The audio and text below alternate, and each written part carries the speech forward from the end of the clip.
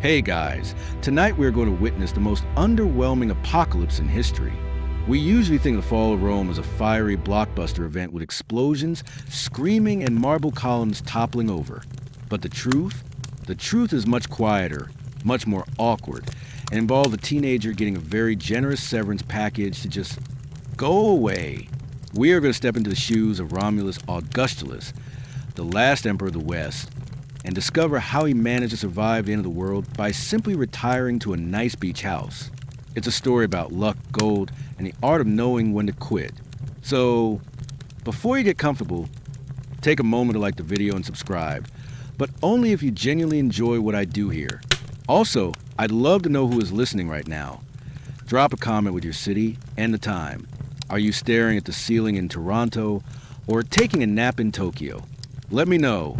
Now, dim the lights, maybe turn on a fan for that soft background and let's ease into tonight's journey together. You wake up, and the first thing you notice is the dampness. It's not the fresh, salty dampness of the ocean. It's the heavy, stagnant dampness of a swamp. You are lying in a bed carved from expensive ivory, covered in sheets of imported silk, but you can still smell the mud.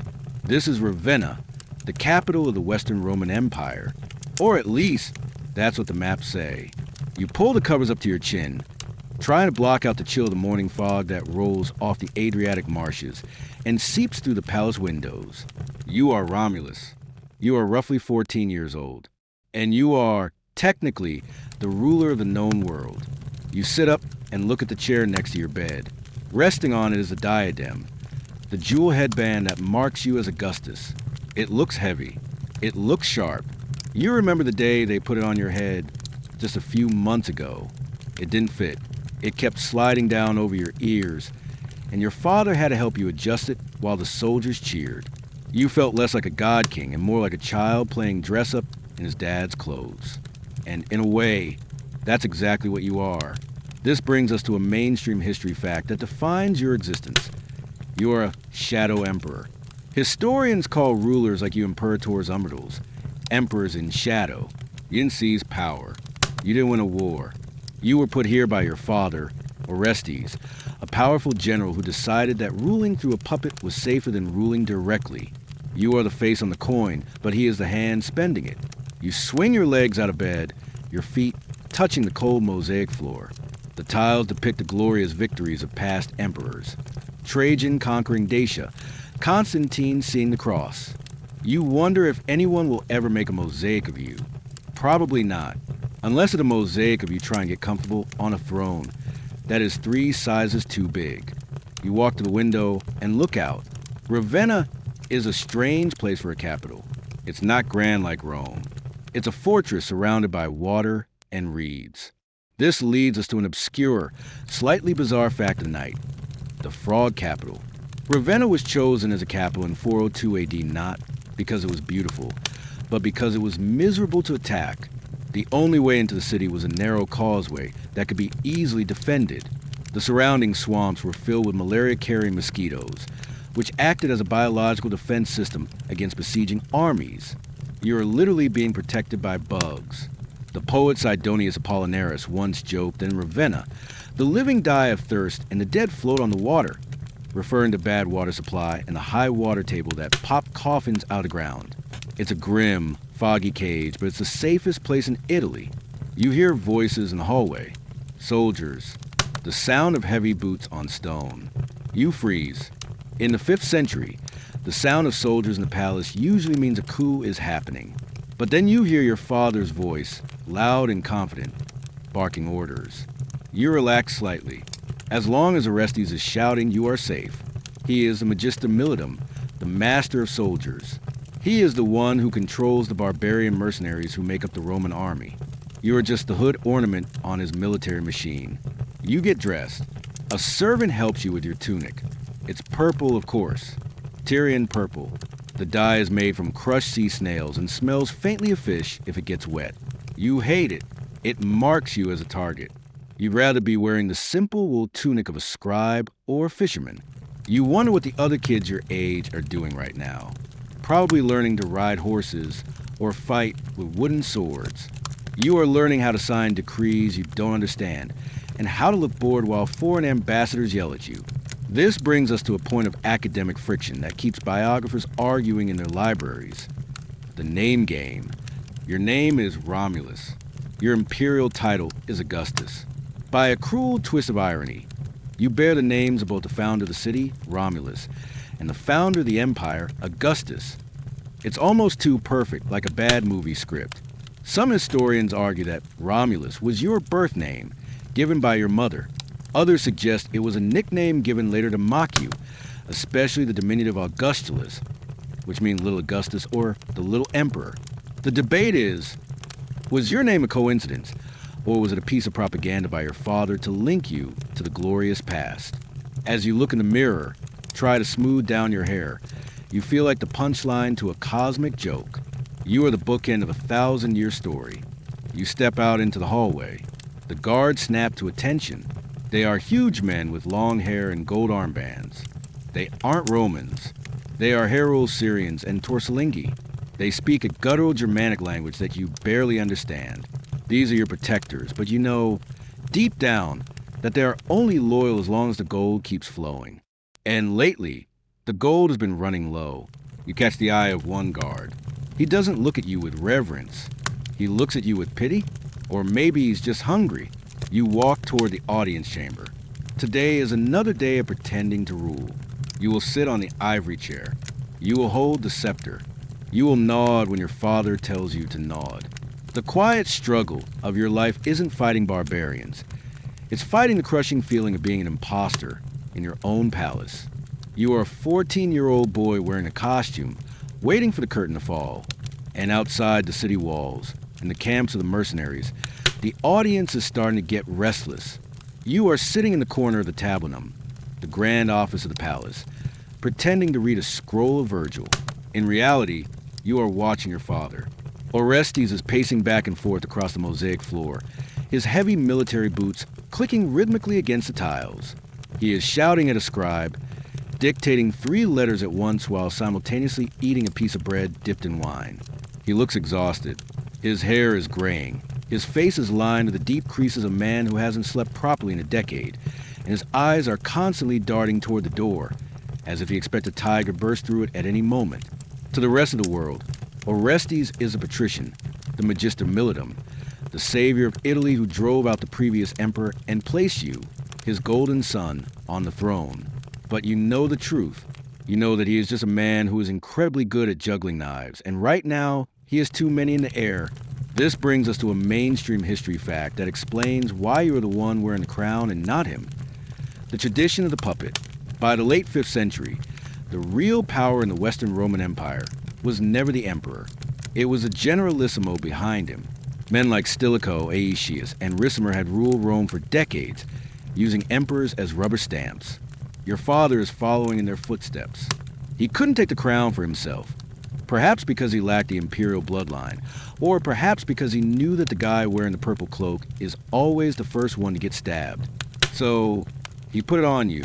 You are his human shield, decorated in pearls. But there is something strange about your father, something that the senators whisper about when they think you aren't listening. He doesn't act like a typical Roman aristocrat. He doesn't quote Cicero with the right accent. He eats his meat a little too rare. And there's a very good reason for that. Your father has the most terrifying resume in the history of human resources. Before he was a Roman general, he was the personal secretary to Attila the Hun. This leads us to an obscure, slightly bizarre fact of the night. The Secretary of the Scourge. It sounds like a bad sitcom premise, but it is historically true. Orestes was born in Pannonia, modern-day Hungary, a Roman province that was ceded to the Huns. Instead of fleeing, Orestes stayed. He joined Attila's court. He wasn't a warrior for the Huns. He was a bureaucrat. He was a notarius. For years, the man currently running the Roman Empire was a guy handling Attila's paperwork. He wrote Attila's letters, organized his schedule, and probably had to awkwardly explain to ambassadors why his boss just burned down their village. You try to imagine your father, younger and smoother-faced, standing next to the most feared man in antiquity, holding a wax tablet and nodding politely while Attila threatened to destroy civilization. It gives you a strange sense of perspective. If he could handle Attila on a bad day, surely he can handle a few grumpy mercenaries in Ravenna. You watch him stop pacing and rub his temples. He is speaking Pannonian dialect to one of his captains. This brings us to a point of academic friction that keeps ethnographers arguing in their lecture halls. The Roman versus barbarian identity debate. Historians have long struggled to categorize men like your father. Was he a Roman? He was born a Roman citizen. He spoke Latin, and he dressed in the Roman style. But he served a foreign king, married a woman from a barbarian background, and spent his formative years in the nomadic court of the Huns. Traditional historians often viewed the fall of Rome as a clear-cut war between civilized Romans and savage barbarians. But modern scholars argue that by your time, that line had completely vanished. The ruling class was a melting pot.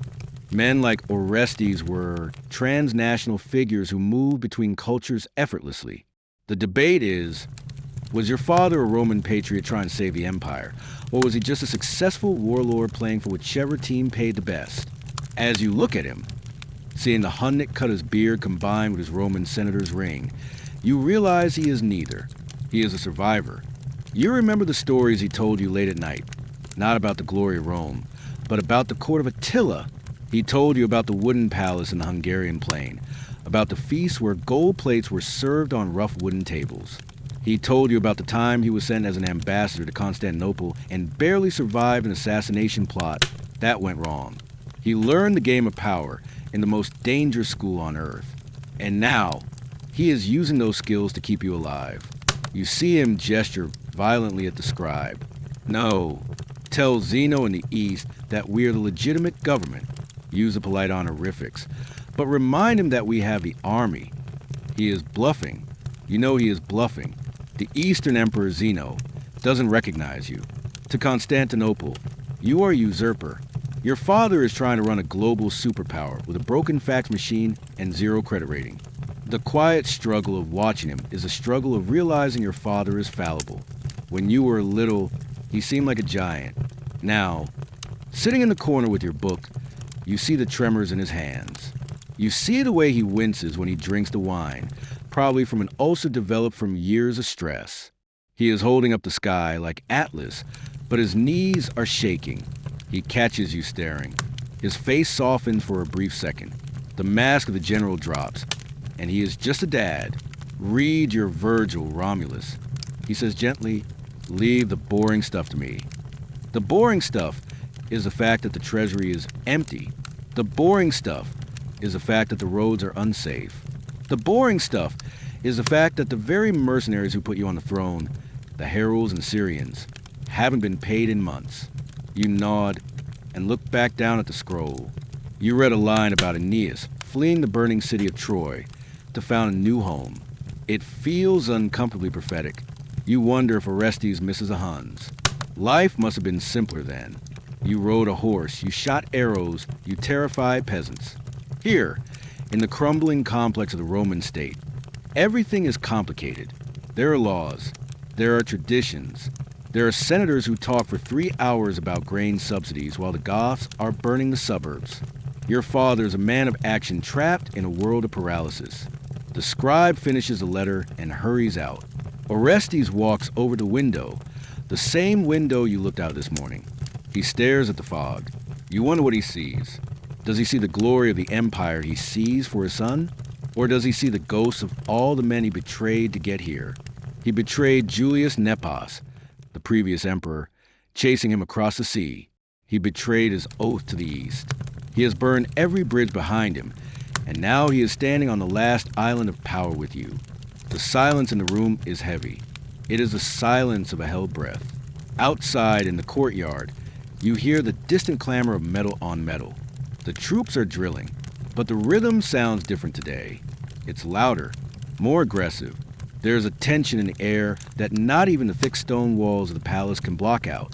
Your father hears it too. He stiffens. His hand instinctively goes to the hilt of his sword. A spada, the long cavalry sword of the late empire. He turns to you, putting the mask back on. Go to your room, Romulus. I have a meeting with the captains. It will be tedious. You stand up, clutching your scroll. You know tedious is code for dangerous. You know that the captains are led by a man named Odoacer. You've seen him. He is huge, even bigger than your father, with a voice like grinding stones. He used to be your father's friend. Now, when they look at each other, the air gets cold. You walk out of the office, leaving your father alone in the vast, empty room. As you close the door, you look back one last time. He is standing by the map of Italy painted on the wall, tracing the coastline with his finger. He looks small against the vastness of the dying empire. You realize with a sudden, chilling clarity that he doesn't know how to fix this. The secretary of Attila has finally run out of paperwork.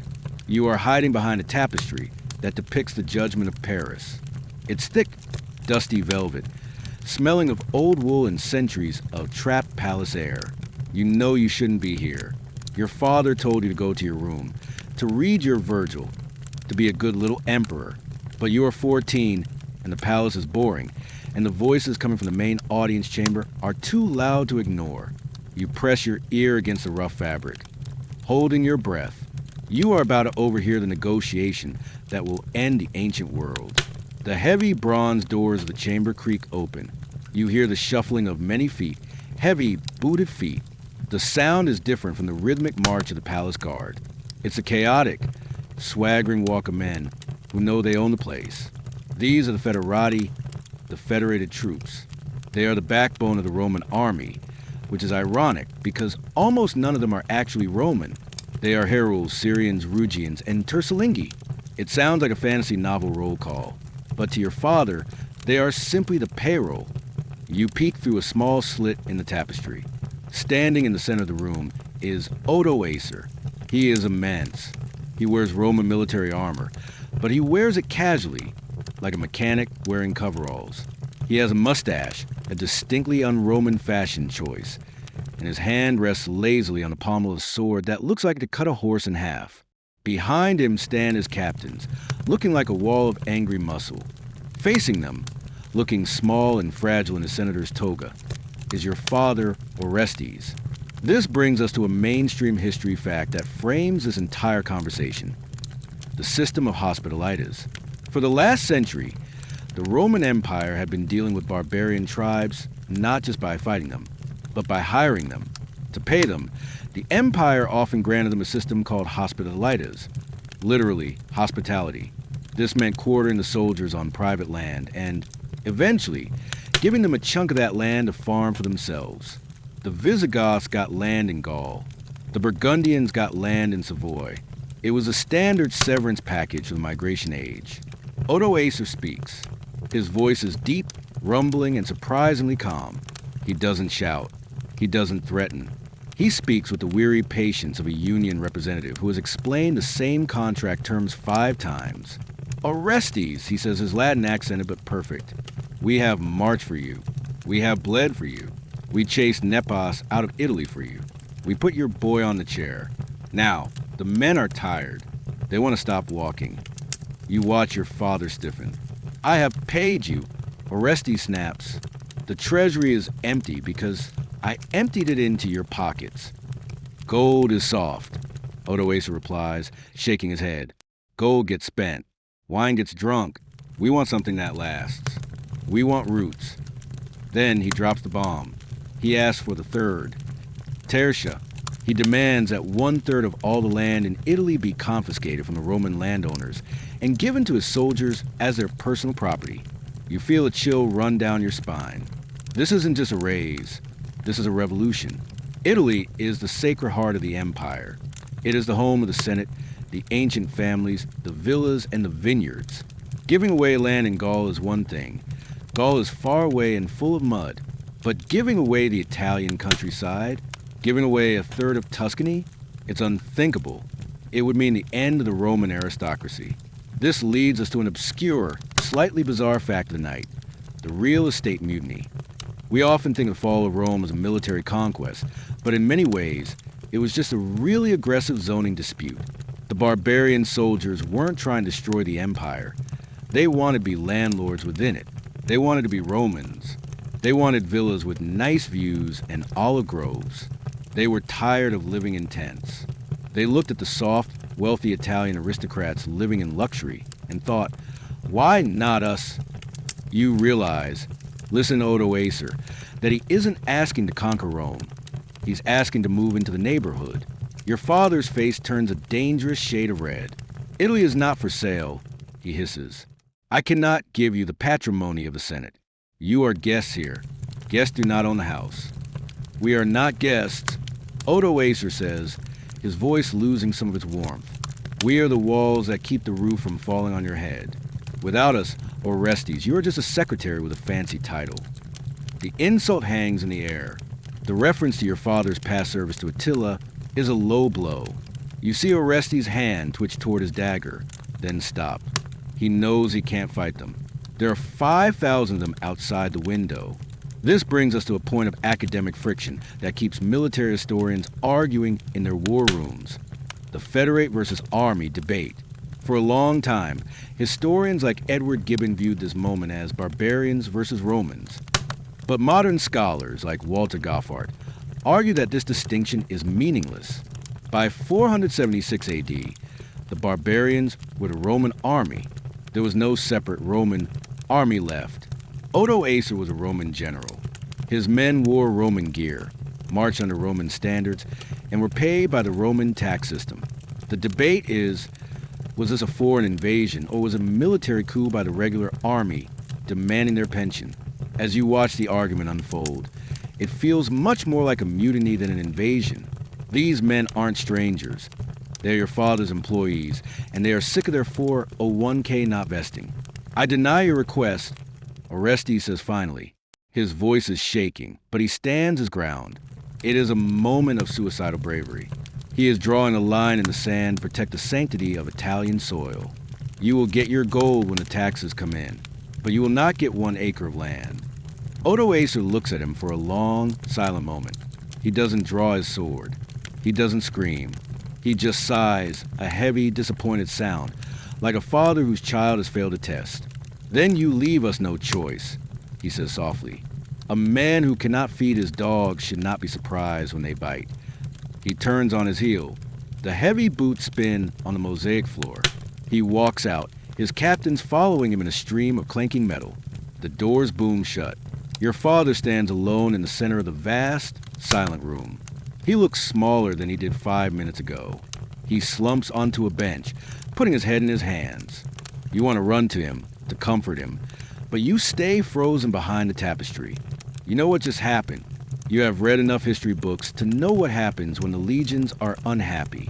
The quiet struggle of the eavesdropper is a burden of knowing the future before anyone else. The palace is still quiet. The servants are still polishing the silver. The birds are still singing in the garden. But you know that the timer has started. The negotiation has failed. The real estate mutiny has begun. You realize that your crown, your title, and your life are now worth exactly nothing. The only thing that matters now is how fast you can run.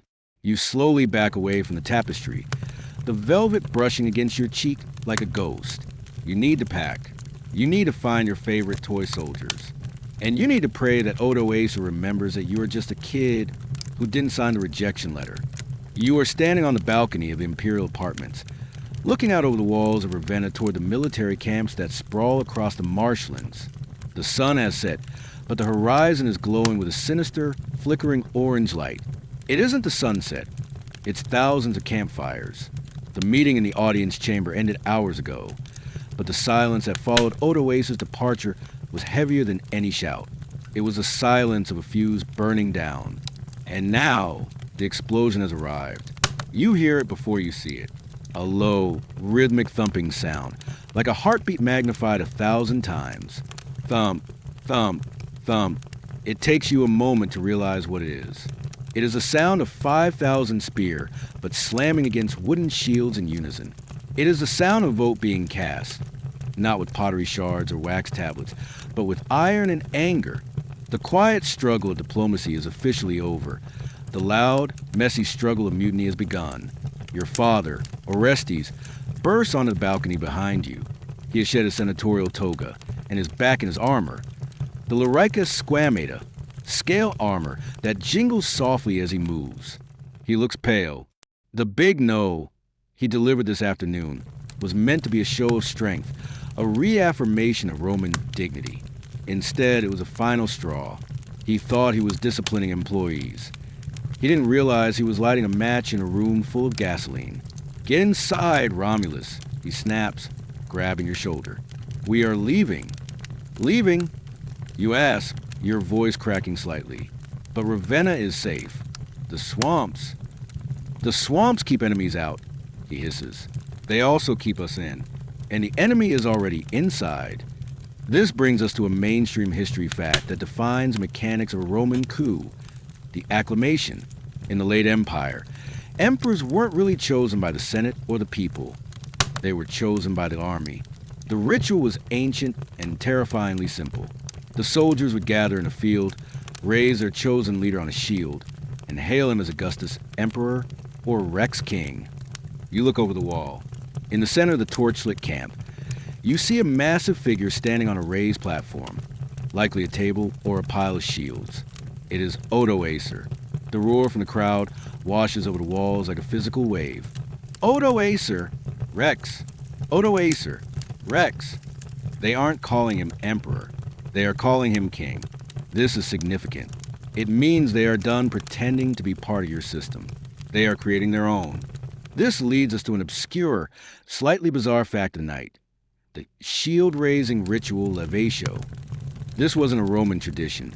It was a Germanic one brought into the army by the very mercenaries your father hired. The leader was literally hoisted into the air on a shield, balanced on the shoulders of the tallest warriors. It was a test of balance for the new king and a test of strength for his supporters. But there was a superstition attached to it. If the new king slipped or fell during the levatio, his reign would be short and bloody. You squint into the darkness, secretly praying for Odoacer to lose his footing and tumble into the mud. But he stands there, rock steady, a giant silhouette against the fire, accepting the adulation of the men who were supposed to protect you. The panic in the palace is palpable. Servants are running to the corridors, carrying silver plates and bundles of clothes. The illusion of stability has shattered. You realize that your father's authority evaporated the moment Odoacer walked out of that room. Authority is a strange thing. It exists only as long as people believe in it. Yesterday, Orestes was a master of soldiers. Today, he is just a guy in a metal shirt who owes everyone money. You run back to your room to grab your things. You don't take the heavy gold crown. You take your warm cloak. You take your small bag of coins. You look at the ivory throne one last time. It looks ridiculous now. A fancy chair in a room that is about to be looted. You meet your father in the courtyard. A small escort of loyal cavalry, mostly Huns who served with him in the old days, is waiting. The horses are stomping nervously, sensing the fear of their riders. The plan, your father explains breathlessly, is to make a break for it. Ravenna is a trap. If you stay here, Odoacer will starve you out in a week. You need to get to a city with strong walls and a fully stocked granary. You're going to Pavia, ancient Ticinum. This brings us to a point of academic friction that keeps military historians debating in their war colleges. The strategic blunder debate. Why did Orestes run to Pavia? Some historians argue it was a sound strategic move. Pavia was a heavily fortified city and a key logistics hub in northern Italy. It controlled the bridges over the Ticino River. If Orestes could hold Pavia, he could cut Odoacer's supply lines. However, other scholars argue it was a fatal error born of panic. They suggest that by leaving the impregnable swamps of Ravenna, Orestes exposed himself to open battle, which he couldn't win. They argue he should have hunkered down and waited for help from the east, which, spoiler alert, wasn't coming. The debate is, was running Pavia a bold gambit or a suicide run? As you climb onto your horse, gripping the mane with sweaty hands, it feels a lot like suicide. The gates of the palace open. The quiet struggle of the night is the struggle to escape your own capital without being noticed. You ride out, not to the main gate, but through a postern gate near the marshes. The fog is your friend now. It wraps around you, damp and cold, hiding you from the eyes of the mutineers. You ride hard. The sound of hooves on the causeway is muffled by the damp air. You look back at Ravenna. The city is glowing. Fires have started in the lower town. The looting has begun. You are the Emperor of Rome, and you are fleeing into the night like a thief. As you ride, you watch your father. He is hunched over his saddle, riding with a desperate intensity. He isn't looking back. He is calculating. You can almost hear the gears turning in his head, trying to find a way out of this mess. Maybe he can bribe another tribe. Maybe he can promise the Gauls something. He is a man who has survived Attila. He refuses to believe that he can be beaten by a former employee like Odoacer. But you look at the faces of the Hunnic bodyguards. They are grim. They aren't singing. They aren't joking. They know the odds. Odoacer has the numbers. He has the momentum. And most importantly, he has the promise of land. Your father only has the promise of duty. And duty doesn't fill a belly. The ride to Pavia is a blur of exhaustion and fear. You stop only to change horses. You eat dried meat in the saddle. The landscape of Italy rolls by. The beautiful, fertile fields that Odoacer demanded and your father refused to give. You realize the irony. By trying to save this land for the Roman aristocracy, your father has ensured that it will be conquered by force. If he had just said yes to the 1/3 demand, you might still be sleeping in your ivory bed. Now, you are sleeping on a galloping horse, running for your life. You finally see the walls of Pavia rising in the distance. They look strong. They look safe. Your father lets out a sigh of relief. "We will make our stand here," he says, his voice regaining some of its old confidence. The Bishop of Pavia is a friend. The garrison is loyal. You want to believe him. You really do. But as you ride to the gates of Pavia, you notice something. The guards on the walls don't look relieved to see you. They look terrified. They know who is chasing you. They know that by opening the gates to the emperor, they have just invited a hurricane into their city. You dismount in the square of Pavia. Your legs are jelly. You are miles away from the swamps of Ravenna, but the smell of fear has followed you. The big no has been said. The big general is coming. And the walls of Pavia, which look so high and mighty, suddenly feel very thin. You realize that you haven't escaped the trap. You've just moved to a smaller cage. You are sitting on a wooden stool in the library of the bishop's palace in Pavia. The walls here are not made of imperial marble. They are made of sturdy, local red brick. The air smells of beeswax candles and old parchment, a dry, dusty smell that usually brings you comfort. But today, the smell is overlaid with something acrid, the scent of burning timber coming from the city walls. You have been in Pavia for less than a week. An impregnable fortress that your father promised you is currently shaking under the impact of battering ram. The siege of Pavia is not going according to the manual. Usually, sieges are long, boring affairs. The attacking army surrounds the city, eats all the local chickens, and waits for the defenders to run out of grain or get dysentery. It's a contest of stomachs. But Odoacer isn't playing by those rules. He isn't here to starve you out. He is here to knock the door down. The quiet struggle of the siege, the waiting game, has been fast-forwarded. You are experiencing the tick-tock version of a military blockade. Fast, violent, and overwhelming.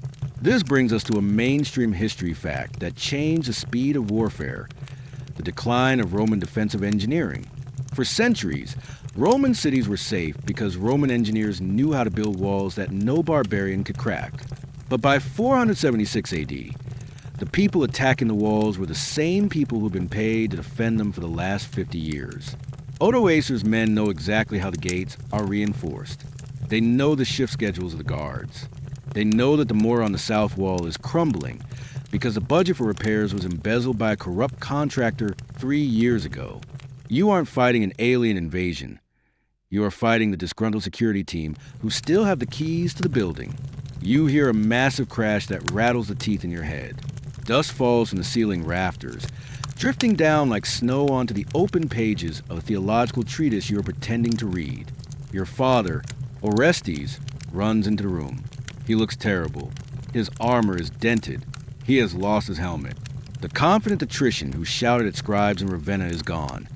In his place is a man who realizes he has bet everything on a losing hand.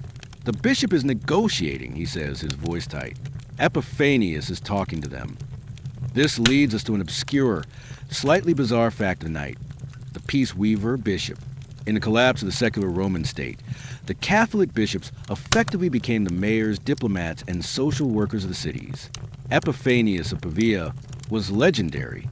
He was a man so respected that even the barbarian kings paused their looting to listen to him.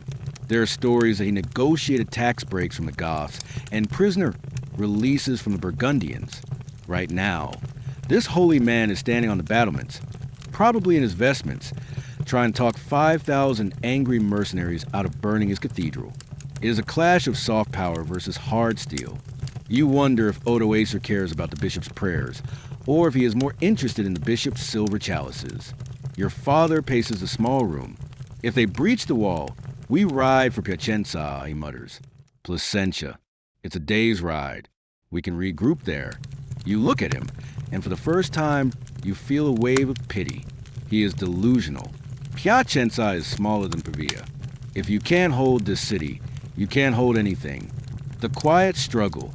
Here is the struggle to maintain hope when the math simply doesn't add up. Odoacer has the numbers. He has the momentum.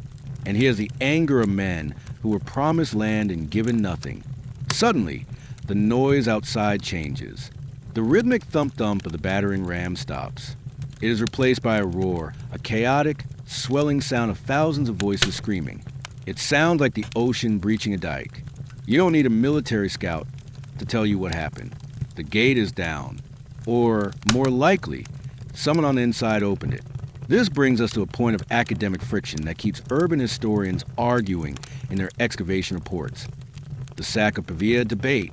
Primary sources describe the fall of Pavia as a horrific event where the city was leveled, the churches burned, and the population decimated. Ennodius, the biographer of Bishop Epiphanius, paints a picture of apocalyptic destruction.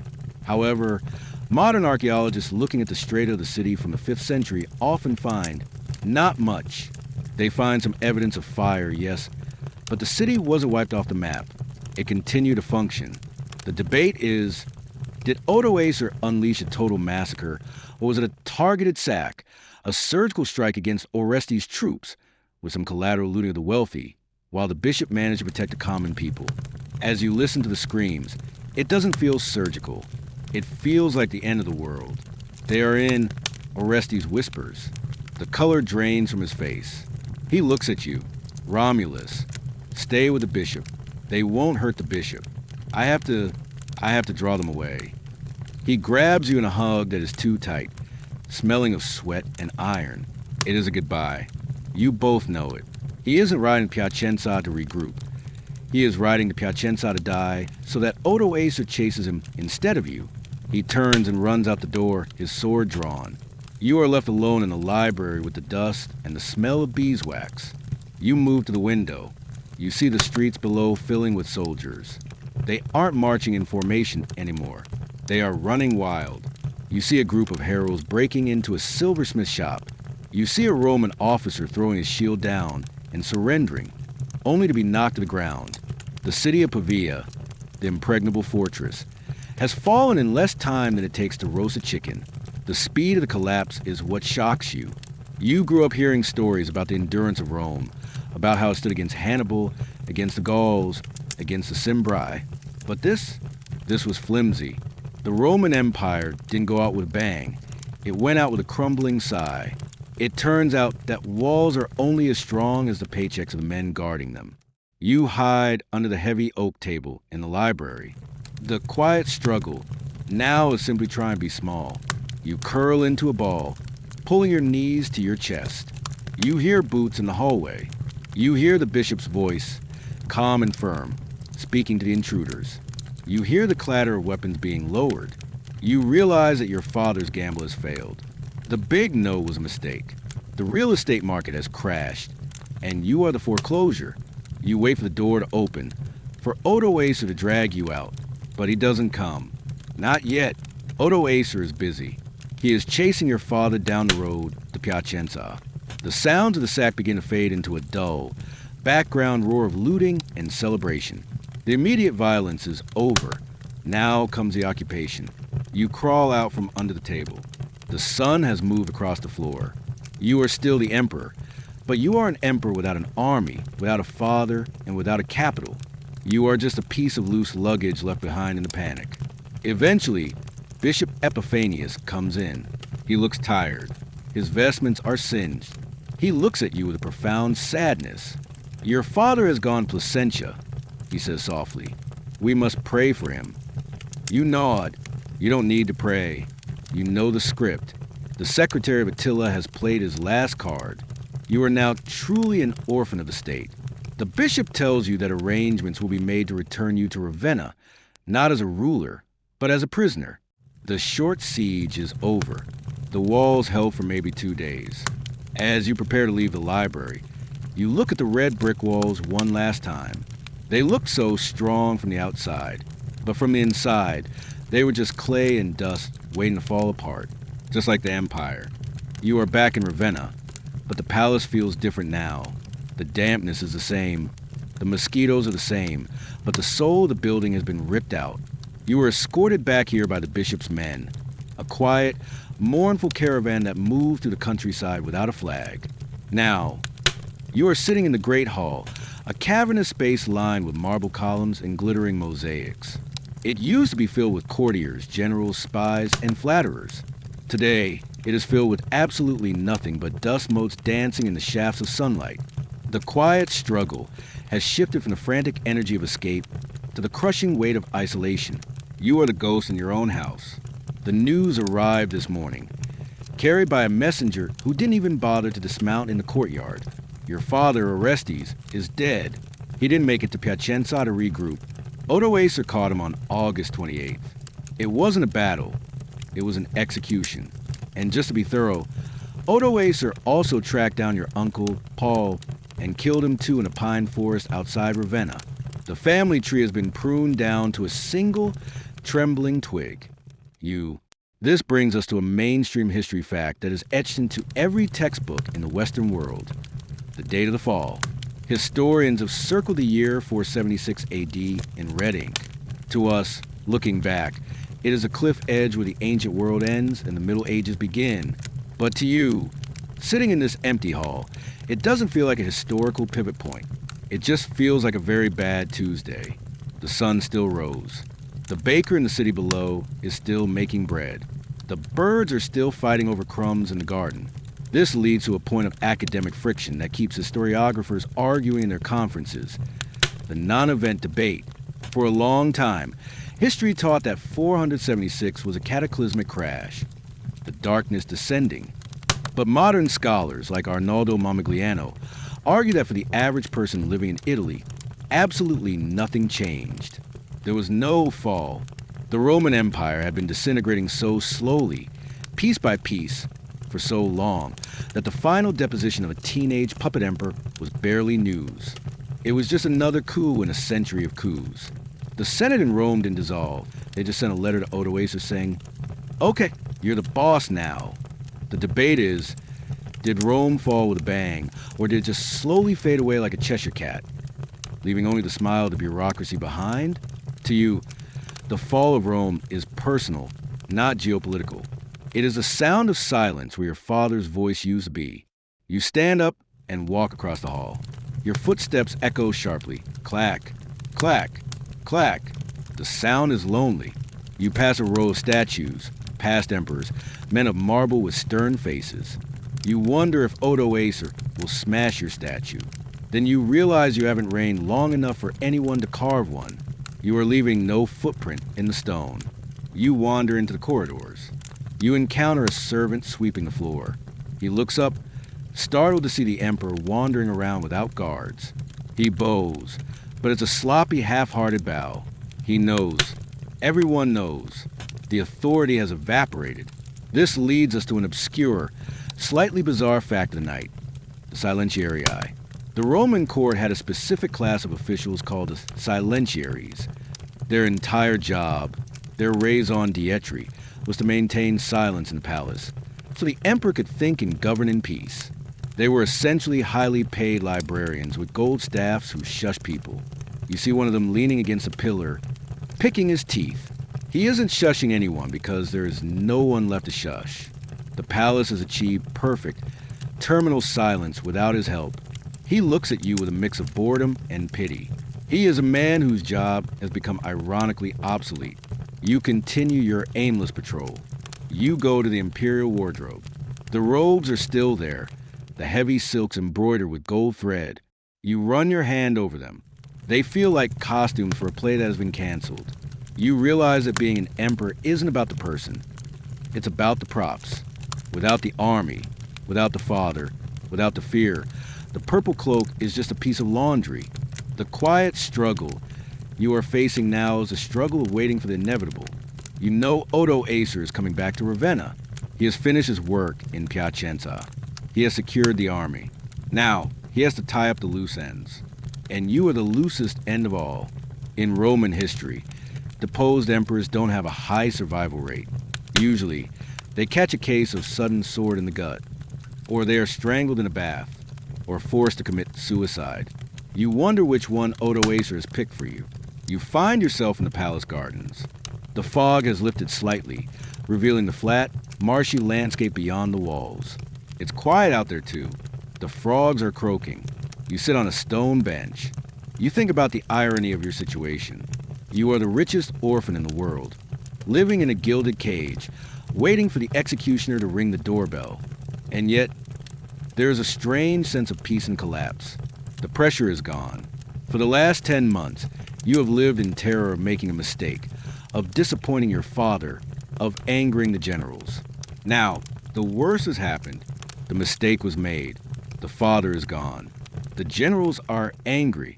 You have hit rock bottom, and the solid ground feels surprisingly comfortable compared to freefall. You look at a mosaic on the garden wall. It depicts a hunt, a lion chasing a deer. You've looked at it 1,000 times, but today you notice something different. The deer doesn't look terrified. It looks resigned. It knows the lion is faster. It knows the game is rigged. It is just running, because that is what deer do. You are the deer. You ran to Pavia. You ran back to Ravenna. Now you have run out of map. The sun begins to set, turning the sky a bruised purple. The shadows in the palace lengthen, stretching out like grasping fingers. You head back inside. You go to the dining room. A meal has been set out for you by the Phantom staff. Roast fowl, wine bread. It's a meal fit for an emperor. You eat alone at a table meant for 30 people. The clink of your fork on the silver plate is the only sound in the room. You drink the wine. It tastes sour. As you finish, you hear it. The sound you've been waiting for. It isn't a battering ram this time. It isn't a scream. It is the heavy, rhythmic thud of a horse cavalcade entering the courtyard. Then, the sound of orders being shouted in that familiar, guttural Germanic accent. Then, the heavy boom of the main palace doors being thrown open. Odo Acer is home. You don't run. There is nowhere to run. You don't hide under bed. That's for children. And you have aged 10 years in the last week. You stand up. You smooth your tunic. You walk back to the Great Hall, climbing the steps to the ivory throne. You sit down. It still feels too big for you. Your feet barely touch the floor. You place your hands on your knees to stop them from shaking. The quiet struggle of the silence is shattered by the sound of approaching footsteps. These are confident steps. The steps of a man who owns a building. You watch the doors at the far end of the hall. You brace yourself for the sword. You brace yourself for the end of Rome. You take a deep breath, and you wait for the man who killed your father to come and finish the job. You are gripping the armrest of the ivory throne so hard that your knuckles have turned the color of the marble columns. The great hall of Ravenna is silent, save for the echo of the heavy doors slamming open. A draft of cold, marshy air sweeps in, causing the torches to flicker and cast long, dancing shadows against the mosaics. And then he walks in. Odo Acer. He does not run in screaming. He does not storm in with a bloody sword raised high. He walks in with the slow, heavy, deliberate stride of a man who has just finished a very long shift at a very difficult job. He is flanked by his captains, men with braided hair and beards, wearing the heavy gold torques of the northern tribes. But Odo Acer stands out. He is huge. He is a mountain of a man, encased in iron and leather, his presence filling the vast, empty space of the Roman court. As he approaches the throne, The quiet struggle inside your chest is the struggle to simply keep your heart beating. You are waiting for the signal. You are waiting for him to point a finger and say, "Take his head." You close your eyes for a second, picturing your father. You wonder if it hurts. You wonder if they will let you say a prayer first. But the order never comes. You open your eyes. Odo Acer has stopped at the foot of the dais steps. He is looking up at you. And this is where the script flips. You expected a monster. You expected the Scourge of God, Part 2. But what you see is a middle-aged man with tired eyes and graying hair who looks like he has a headache. He isn't looking at you with hatred. He is looking at you with a strange, confusing mixture of curiosity and exhaustion. He looks like a tired uncle who just arrived at a family reunion he didn't want to attend.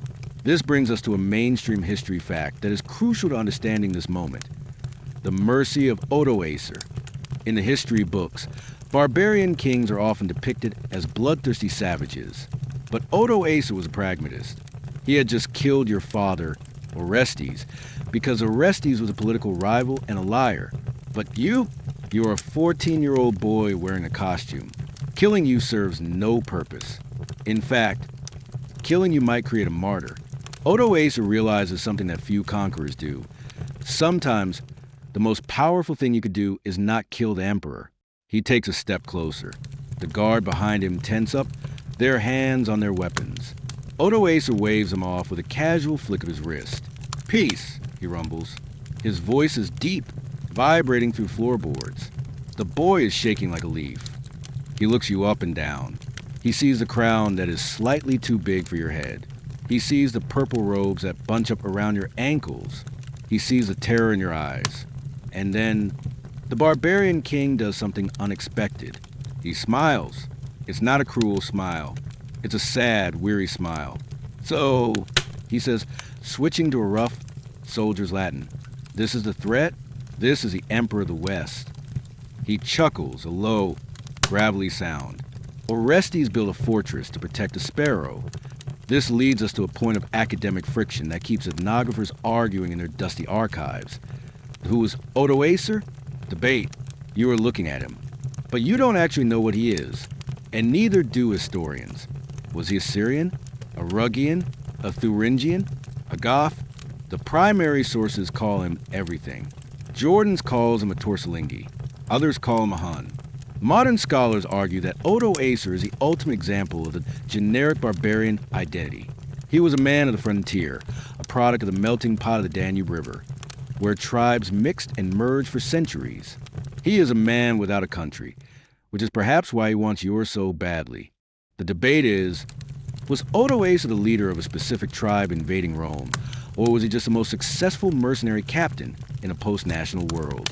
As he stands there, looming over you, his ethnicity matters less than his humanity.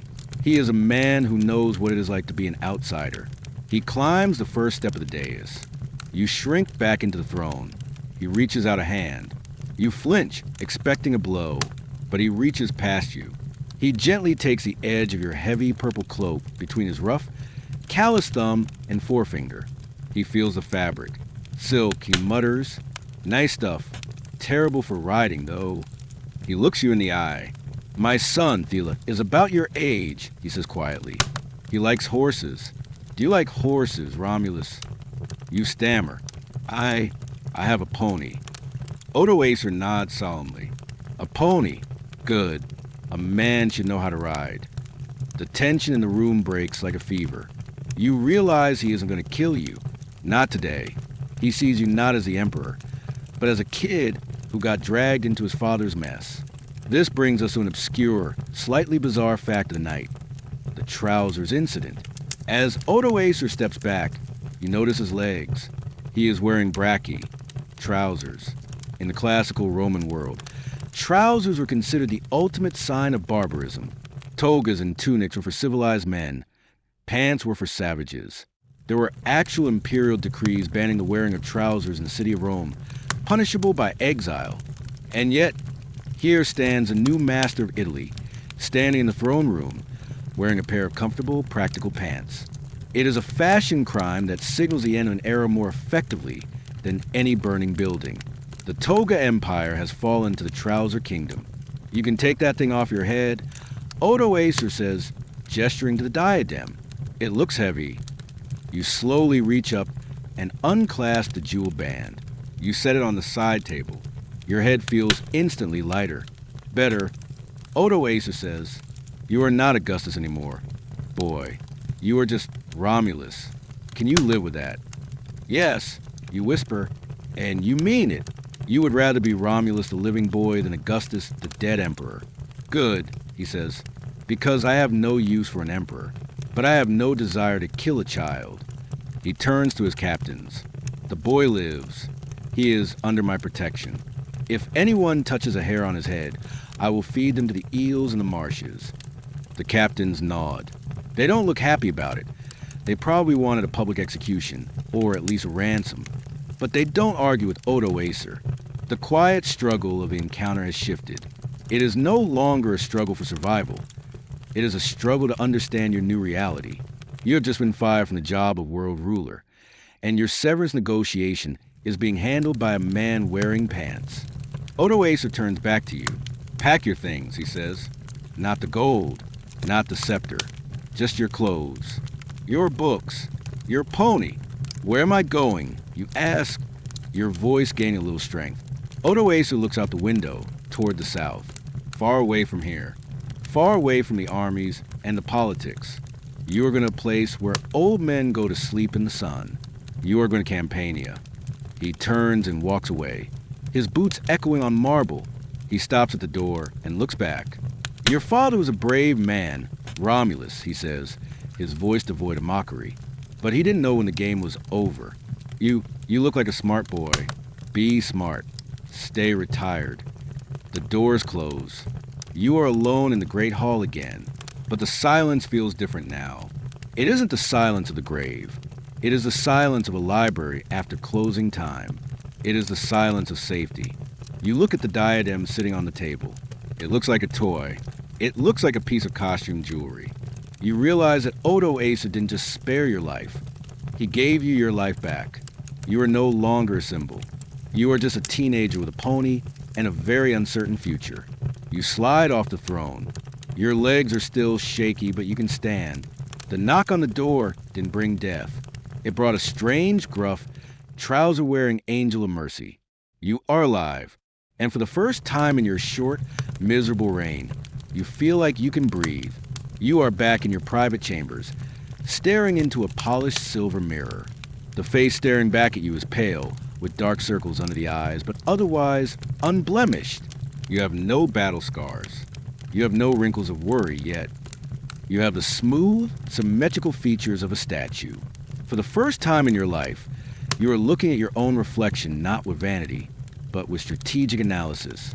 You realize that your face, the specific, youthful, harmless face, is the only shield you have left. It turns out that in the brutal game of 5th century politics, being too cute to kill is a legitimate survival strategy. This brings us to a mainstream history fact that explains the psychology of your survival, the political cost of infanticide. By 476 AD, the Roman world was tired of blood. There have been so many civil wars, so many executions, so many heads on spikes. Odo Acer is trying to establish a legitimate kingdom of Italy. If he drags a 14-year-old boy out into the courtyard and hacks his head off, he looks like a monster. He looks like a barbarian. But if he spares you, if he sends you away with a pat on the head, he looks like a statesman. He looks civilized. He looks like a father. You are more valuable to him as a living prop of his mercy than as a dead martyr for the legitimists. You run a hand through your hair. It's thick and curly. Your mother always said you were beautiful. Your father always said you needed to look tougher. Orestes tried to make you grow a beard, but all you managed was a bit of peach fuzz on your chin. Now, you thank the gods for that peach fuzz.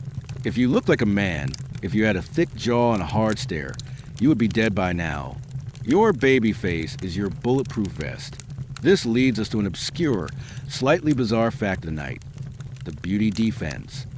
We actually have a historical source that explicitly mentions your looks as a reason for your survival.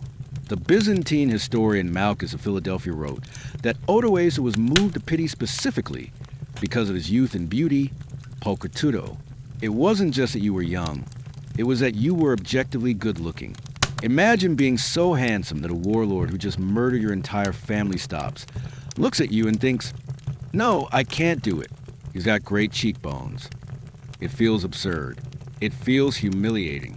But as you pack your tunic, you realize it will take humiliating survival over dignified death any day of the week.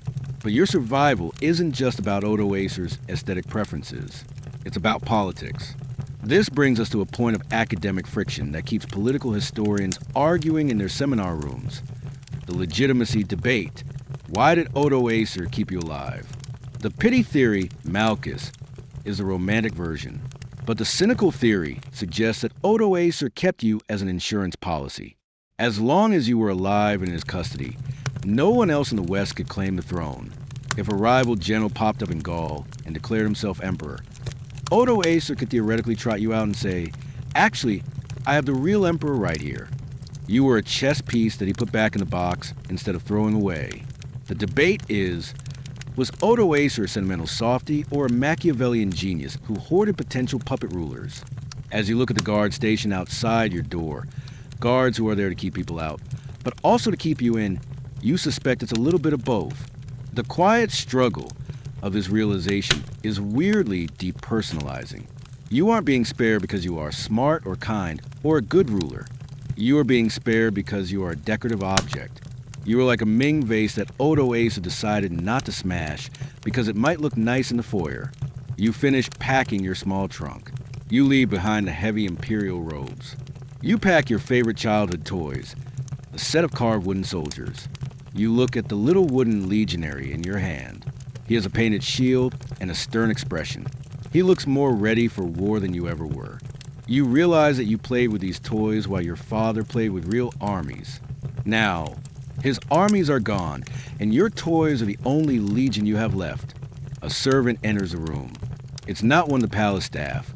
It's one of Odo Acer's men, a Ruggian warrior with a braided beard. He doesn't bow. He just grunts and points to the trunk. "Ready?" he asks in broken Latin. "Yes," you say. He picks up the trunk as if it weighs nothing.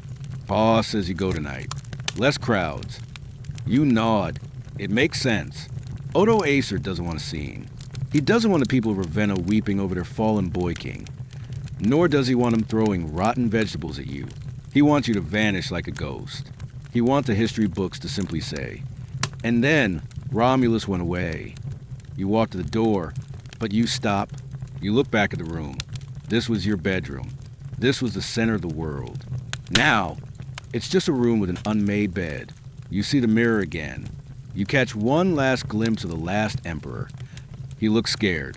He looks young. He looks pretty. You step out into the hallway. The Ruggian warrior is waiting.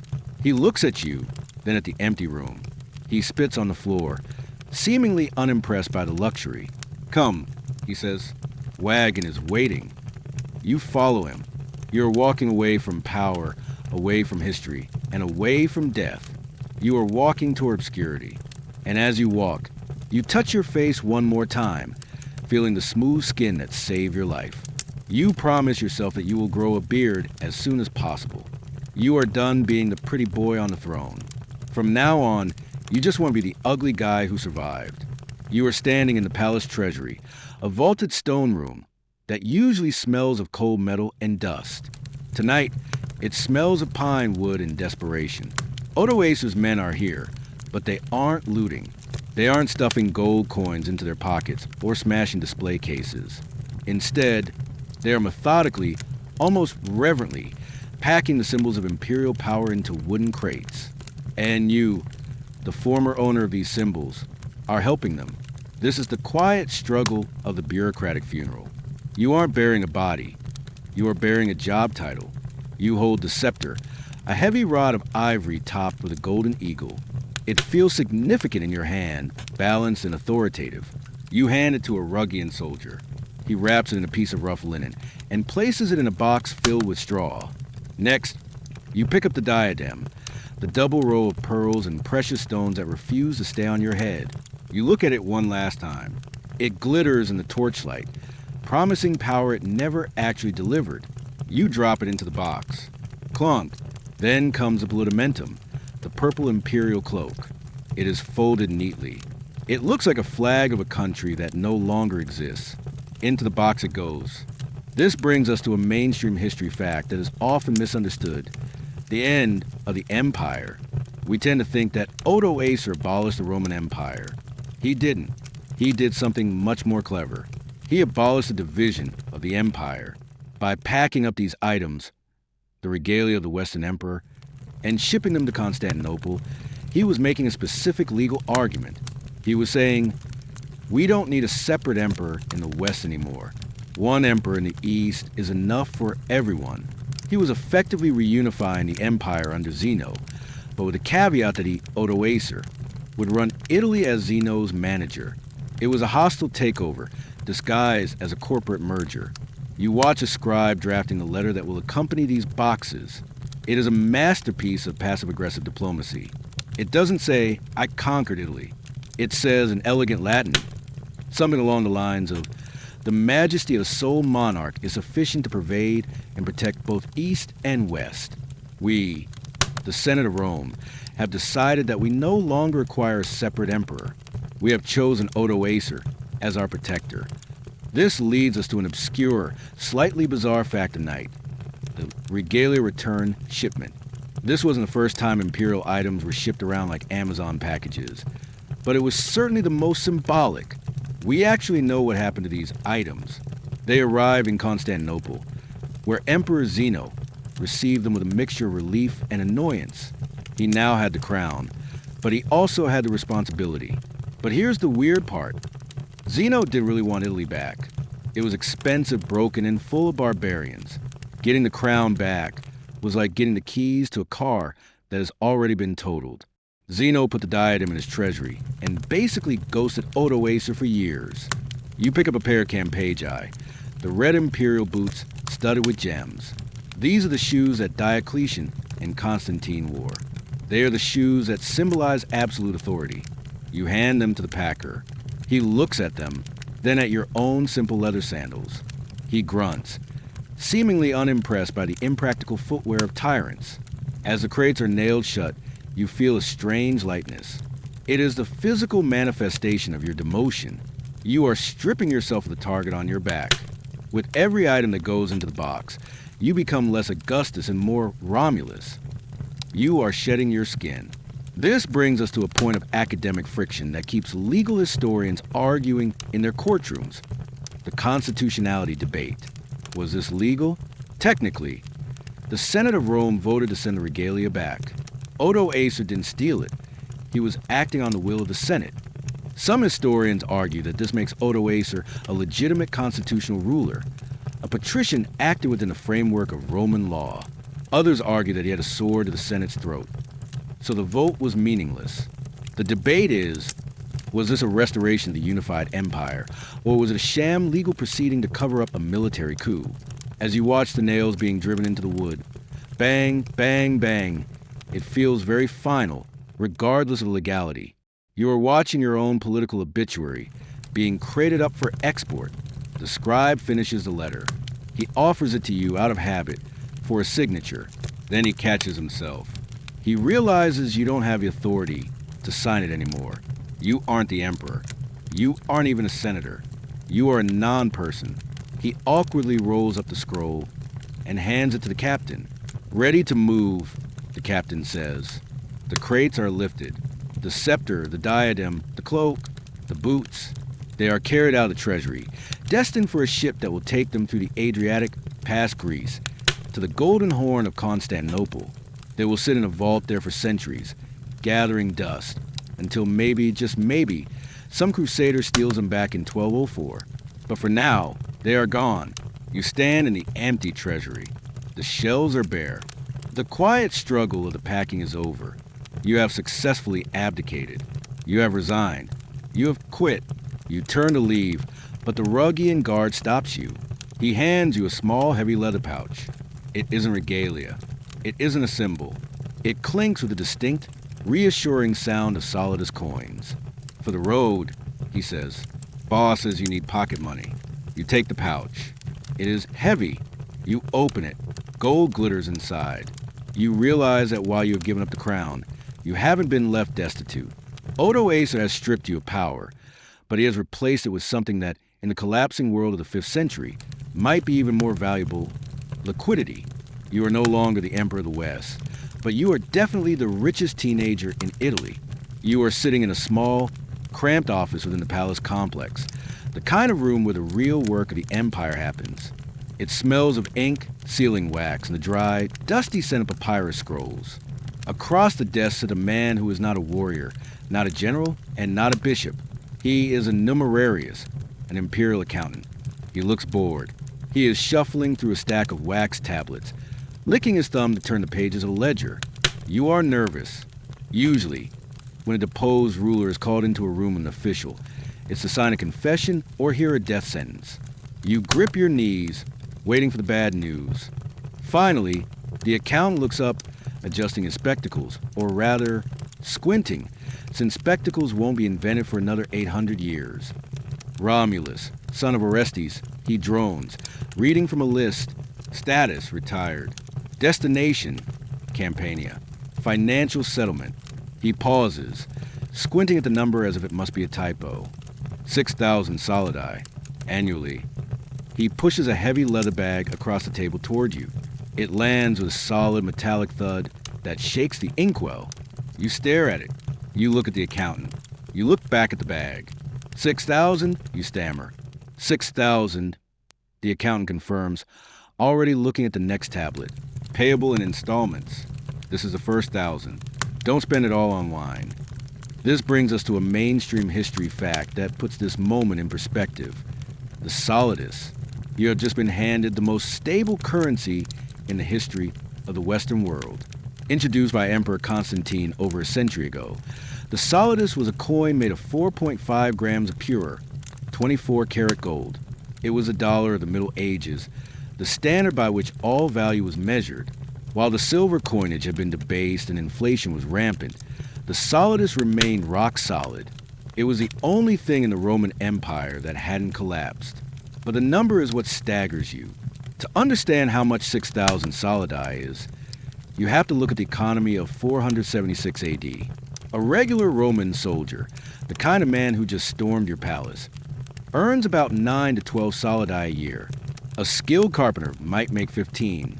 You, a 14-year-old boy who reigned for 10 months and did absolutely nothing, are being paid the equivalent of 500 soldiers' annual salaries.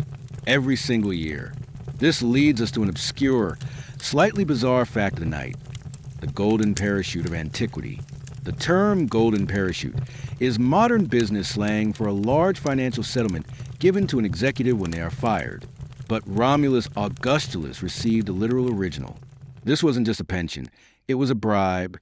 Odo Acer was buying your silence, your compliance, and your irrelevance. By making you fabulously wealthy, he was removing your incentive to rebel. Why would you try to raise an army and sleep in a muddy tent when you can afford to buy a small island and eat oysters for the rest of your life? It was a masterstroke of political neutralization. You aren't a prisoner. You are a retiree with a lottery ticket. You open the bag. The glow of the gold hits your face. The coins are bright, heavy, and beautiful. You pick one up. It has a face stamped on it. Ironically, it might be your own face, or perhaps Zeno's or Leo's. It doesn't matter. Gold has no loyalty. The quiet struggle you feel now is a strange, heavy guilt. Your father is dead. Your uncle is dead. The empire is dead. And you? You are rich. You feel like you should refuse it. You feel like you should stand up and say, "I cannot be bought." But then you remember the alternative. The alternative is poverty, exile, or death. You look at the accountant, who is waiting for you to leave, so he can go to lunch. You realize that honor is a luxury for people who aren't currently unemployed emperors. You tie the bag to your belt. It drags your tunic down. You are literally weighed down by your own severance package. This brings us to a point of academic friction that keeps economic historians arguing in their vaults. The payment reality debate. We know from the primary source, the anonymous Valesianus, that Odo Acer promised this sum. But did he actually pay it? 6,000 solidi is a massive chunk of the state budget. Some historians argue that Odo Acer paid it for a year or two, and then quietly stopped once Romulus was out of the public eye. Others argue that the payment continued for decades. There's a letter written years later by Cassiodorus, a statesman for the Gothic king Theodoric, to a Romulus regarding his pension. If this is you, it means you spent the next 30 years successfully nagging the government to keep the checks coming.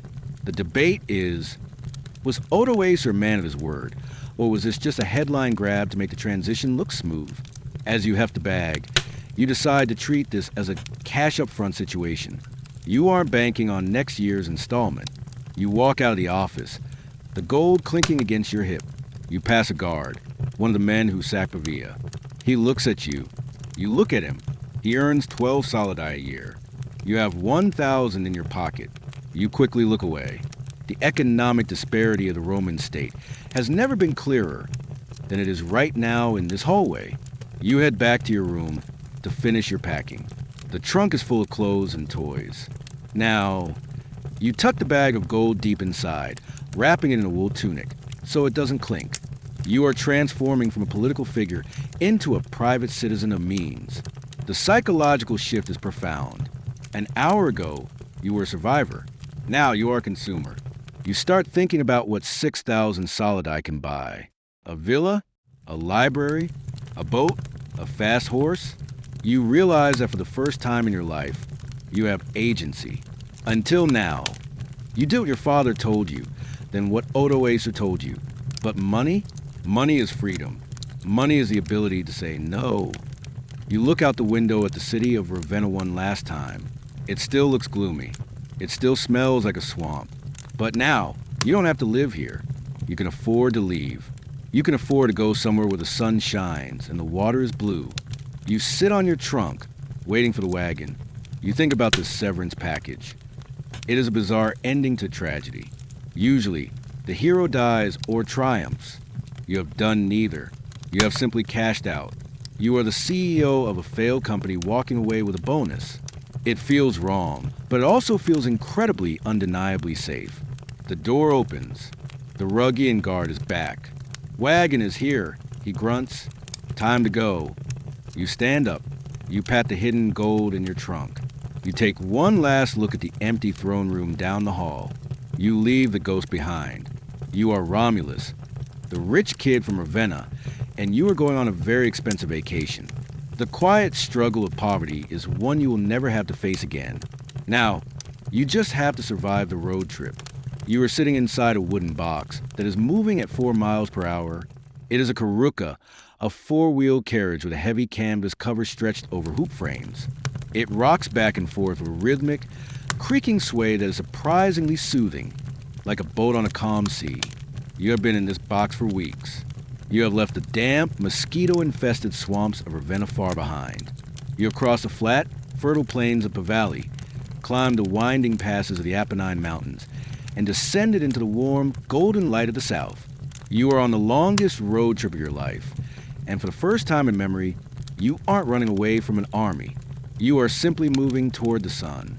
The quiet struggle of the journey is the struggle against monotony. In the palace, every hour was filled with terror. Here on the road, hours stretch into days of staring at the back of a mule. You watch the landscape roll by through the gap in the canvas. It is a slow-motion cinema of Italian peninsula. This brings us to a mainstream history fact that makes your journey possible: the Roman road system. You are traveling on the Via Emilia and then the Via Flaminia, part of the legendary network of 250,000 miles of roads that bound the empire together. Even in 476 AD, after decades of neglect and civil war, these roads are engineering marvels. They're straight as an arrow, paved with polygonal basalt stones that fit together like a jigsaw puzzle. They are crowned in the center to drain the rain. As your carriage rumbles over them, you feel a bump every few yards, the seam between the stones, creating a hypnotic clack-clack-clack that lulls you into a doze. You realize that while the emperors might have failed, the engineers succeeded. The government has collapsed, but the pavement is doing just fine. You are traveling in style. Odo Acer didn't throw you in an ox cart. This leads us to an obscure, slightly bizarre fact of the night: the Caruca Dormitoria. The Romans actually invented the sleeper car. Wealthy travelers use specialized carriages designed for sleeping dormitoria. They had suspension systems made of leather straps and chains to absorb the shocks, and the interior was padded with mattresses and pillows, so you could lie down while moving. You are essentially in a mobile bedroom. You spend your days reading Virgil, eating dried figs, and napping, while the Ruggian guards outside ride in the dust and heat. It is a strange inversion. The captor is sweating. The prisoner is glamping. As you head south, the air changes. The sharp, cold by the north fades away. The air becomes softer, smelling of pine resin, wild thyme, and sea salt. You are entering Campania. This is the California of the ancient world, a land of eternal spring, volcanic soil, and immense wealth. It is the playground of the elite. But as you look out at the countryside, you notice something unsettling. You pass grand villas with red-tiled roofs, but many of them look quiet. The fields are overgrown with weeds. The olive groves are untended. You see fewer people than you expected. This brings us to a point of academic friction that keeps demographic historians arguing in their census data. The agri-deserti debate. Agri-deserti literally means deserted fields. Roman tax records from the 5th century show a massive amount of land listed as abandoned and uncultivated. Traditional historians took this literally. They believed the population had collapsed due to plague and war, leaving Italy a ghost town. They imagined a landscape of ruins and emptiness. However, modern archaeologists argue that the records are misleading. They suggest that deserted was often just a tax loophole, landowners bribing officials to list their productive farms as abandoned to avoid paying taxes. They argue that the countryside was still vibrant, just hiding its wealth from the state. The debate is, was Italy empty or was it just tax dodging? As you pass a farmhouse with collapsed roof but a very healthy-looking herd of goats nearby, you suspect the tax dodge theory might have some merit. The empire didn't die from a lack of people. It died from a lack of receipts. You stop for the night at a mancio, an official state hotel and relay station. These are spaced every 15 to 20 miles along the road. In the old days, you would have needed an imperial warrant to stay here. You would have been greeted by the station master with fresh horses and a hot meal. Today, the station master looks at your barbarian escort and nervously hands over the keys to the stables. The system is still working, but it's running on fumes and fear. You eat dinner with the captain of your escort. He is a man named Wulfric, or something that sounds like a growl to your Latin ears. He breaks bread with you. Over the last few weeks, a strange dynamic has formed. He isn't your jailer anymore. He's your travel agent. He asks you about the buildings you pass. What is that arch? Why is that statue naked? You explain Roman history to the man who just conquered it. You tell him about Hannibal, about Caesar, about the aqueducts. He listens with genuine interest. You realize that to him, Rome isn't an enemy. It's a puzzle he is trying to solve. He wants to be Roman. He just wants to be a Roman with a sword and no taxes. The next day, you reach the coast. The Mediterranean Sea stretches out before you, a blinding sheet of turquoise. It is vastly different from the gray, murky Adriatic of Ravenna. This is the Sea of the Greeks, the Sea of Myths. You follow the coast road, the Via Domitiana. To your left, the blue water. To your right, the green slopes of mountains. And ahead of you, rising ominously and majestically into the sky, is a mountain with a shattered peak. Vesuvius. You stare at it. It has been 400 years since it buried Pompeii and the foolery we visited earlier. To you, it is ancient history. It is just a sleeping giant covered in vineyards. But it marks the gateway to your new home. You are entering the Bay of Naples. The carriage slows down. You are approaching a massive engineering work, a tunnel cut straight through a mountain. This is the Crypta Neapolitana. It is a Roman tunnel, 700 meters long, designed to connect Naples to the fields of Pozzuoli. Entering it is like entering the underworld. The torches flicker on the walls. The air is cool and damp. The sound of the wheels echoes loudly, amplifying the creaking of the carriage into a roar. For a few minutes, you are in total darkness. The quiet struggle of the tunnel is the fear of the unknown. You are literally passing through the earth. You are leaving the north the wars, the politics, and the snow behind. You are being birthed into a new life. And then you see the light at the end of the tunnel. It is blindingly bright. You burst out into the sunshine of the Bay of Naples. The view hits you like a physical blow. The bay is a crescent of perfection. The water is sparkling. The hills are dotted with white marble villas that look like pearls scattered on green velvet. The air smells of lemons and sulfur from the volcanic vents. It is paradise. You realize Odo Acer wasn't sending you to prison. He was sending you to the most desirable real estate on earth. The carriage rumbles through the bustling streets of Naples. The city is alive. It's loud. It's chaotic. People are shouting in Greek and Oscan and Latin. They are selling fish, wine, and pottery. They don't look like people living in a fallen empire. They look like people who are too busy enjoying life to notice that the government has changed. Your carriage turns off the main road and heads toward a causeway that juts out into the sea. At the end of the causeway sits a small island, and on that island sits a massive, sprawling fortress villa. It looks less like a house and more like a small city floating on the water. "We are here," Wolfert grunts. You lean out of the carriage. This is the Castrum Lucullanum, the villa of Lucullus. It is legendary. It was built by a man who was more famous for his lunch than his wars. It is a place of excessive, ridiculous luxury, and it is all yours. The carriage stops. You step out onto the warm stones. The sea breeze ruffles your hair, the hair that is no longer wearing a crown. You take a deep breath. You taste salt and freedom. The long ride is over. You have arrived at the end of the line, and the end of the line looks absolutely magnificent. You stand at the heavy iron gates of your new home, staring up at walls that seem to grow directly out of the volcanic rock. This is the Castrum Lucullanum. Today, modern tourists in Naples know the spot as the Castel dell'Ovo, Castle of the Egg, a grim medieval fortress that dominates the waterfront. But in 476 AD, it is a bizarre architectural hybrid, a Frankenstein's monster of a building. Half of it is a military fortification with watchtowers and barracks.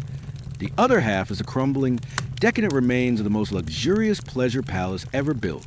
You step inside. The air here is different from the city. It is cooler, smelling of salt spray and wet stone. You are on the island of Megaride, connected to mainland only by a narrow strip of land. You are physically separated from the world. You walk through a courtyard that was once a garden.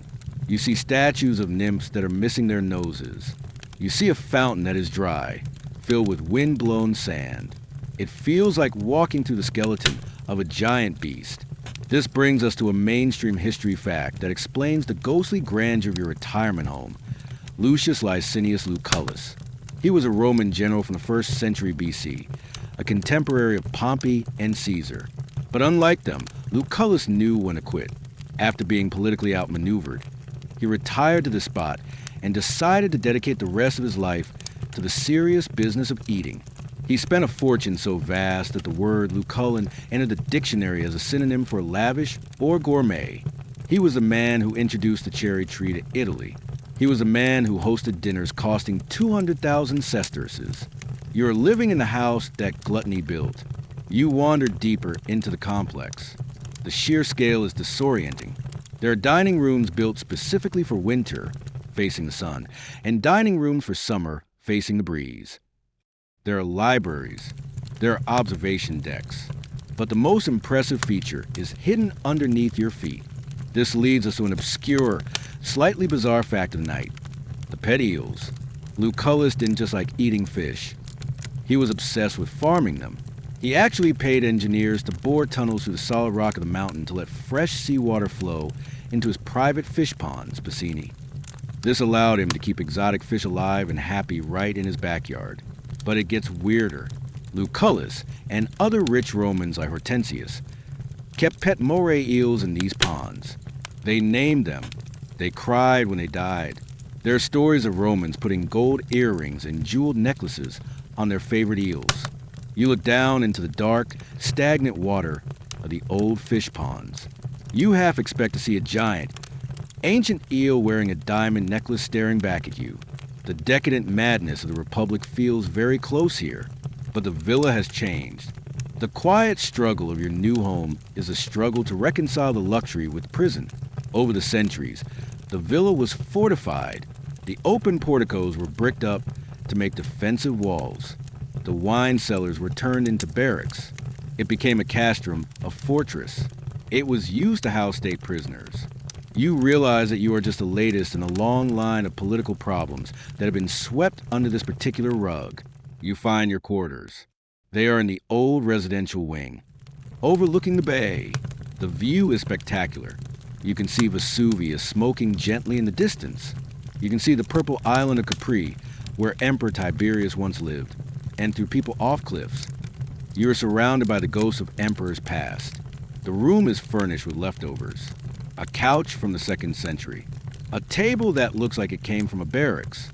It's a mishmash of high art and military utility. You sit on the couch. It groans under your weight. You place your bag of gold on the table. It looks out of place next to the peeling frescoes of fruit bowls. This brings us to a point of academic friction that keeps architectural historians arguing in their blueprints. The prison versus palace debate. How free were you really? Some historians describe your life at the Castrum Lucullanum as a comfortable house arrest. They argue that Odoacer stationed guards at the end of the causeway not to protect you, but to keep you in. You were a prisoner of state, living in a gilded cage, unable to leave the island without permission. However, other scholars argue that by the late 5th century, the castrum functioned more like a monastery or a sanctuary. They point to the fact that a large library and a religious community eventually developed here. They argue you were free to move around Naples, spend your money, and live a normal life, with the fortress simply serving as your secure residence. The debate is, were you a prisoner in a castle or a celebrity in a gated community? As you look at the thick walls and the guards playing dice at the gate, you suspect the answer is prisoner, but at least the prison has a really nice view. You spend the first few days exploring. You find the library, the remnants of Lucullus's massive collection. The scrolls are old and brittle. You find books on philosophy, on war, on farming. You realize that you have something your father never had. Time. You have the rest of your life to read every book in this room. You also find the kitchens. They are huge, designed to feed hundreds. Now, they are staffed by a small team of local Campanian cooks hired by Odoacer's men. You watch them prepare dinner. They are making a fish stew with tomatoes. Wait, no tomatoes. That's a new world crop. They are making it with fish sauce, vinegar, honey, and herbs. The smell is intoxicating. You realize that while you lost the throne, you gained the menu. You are eating better than the emperor in Constantinople. One evening, you climb to the highest watchtower. The sun is setting behind a hill of Posillipo. The sky is a riot of orange and pink. You look out over the bay. You see fishermen pulling in their nets. You see merchant ships sailing for Africa.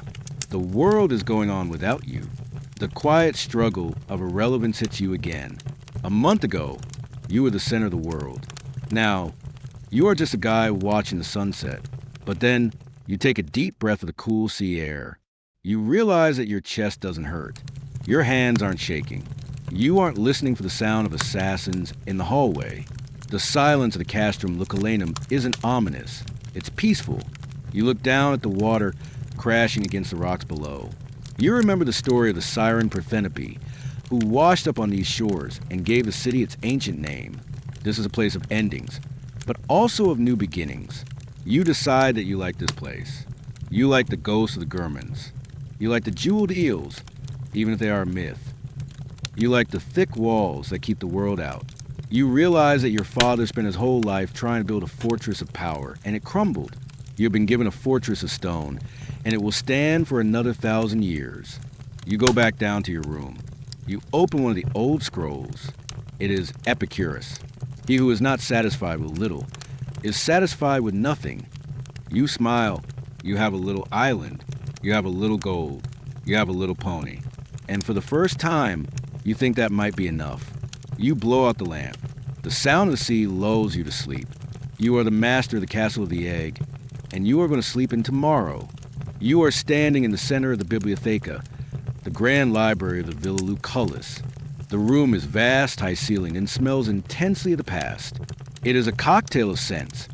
The sharp tang of cedar oil, used to protect the paper from moths, the musty sweetness of decaying papyrus, and the dry, mineral smell of dust that has settled undisturbed since the days of Julius Caesar. Light filters in through high, narrow windows, illuminating millions of dust motes dancing in the air like tiny, suspended stars. You are alone here, surrounded by the thoughts of dead men. For the first few weeks of your retirement, you avoided this room. It felt too serious, too much like the schoolroom where your tutors try to pound Greek grammar into your head. But boredom is a powerful motivator. You have explored the gardens, you have fished in the ponds, and you have stared at Vesuvius until your eyes watered. Now, you need a distraction. You need a voice that isn't Wolfert the Ruggian talking about horses. You walk to the shelves. They aren't shelves like you know them. They are nighty nests. These are cubbyholes built into the walls, honeycombed with round openings. Inside each nest sits a bundle of scrolls, looking like sleeping bats. You reach out and pull one at random. This brings us to a mainstream history fact that changes the physical experience of reading. The war between the scroll and the codex. You are living in a technological transition period. For 1,000 years, the standard format for a book was a volumen, the scroll. It was elegant but annoying. You had to use 2 hands to read it, unwinding with one and winding with the other. You couldn't flip pages. You couldn't easily look up a reference. But lately, a new invention has been gaining ground, mostly used by Christians and lawyers. The Codex. This is the book as we know it, pages bound between covers. It is practical, durable, and compact.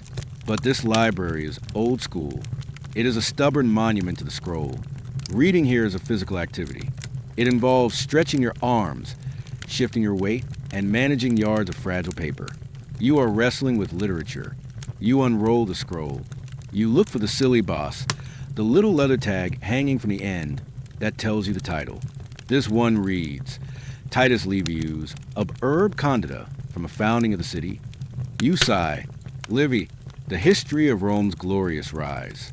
It feels like a cruel joke to read about the birth of the empire while you are sitting in the wreckage of its death. But you start reading anyway. And as you read, you notice something strange. You aren't just scanning the words with your eyes. You are muttering them. Your lips are moving. A low mumble fills the room. This leads us to an obscure, slightly bizarre fact of the night. The noisy library. In the ancient world, reading was almost always a performance. It was an oral act. Romans didn't read silently in their heads. They read aloud, even when they were alone. The Latin word legere, to read, is closely related to gather or to speak. A Roman library wasn't a place of hushed silence like a modern university stack. It was cacophony of buzzing voices, like a hive of bees.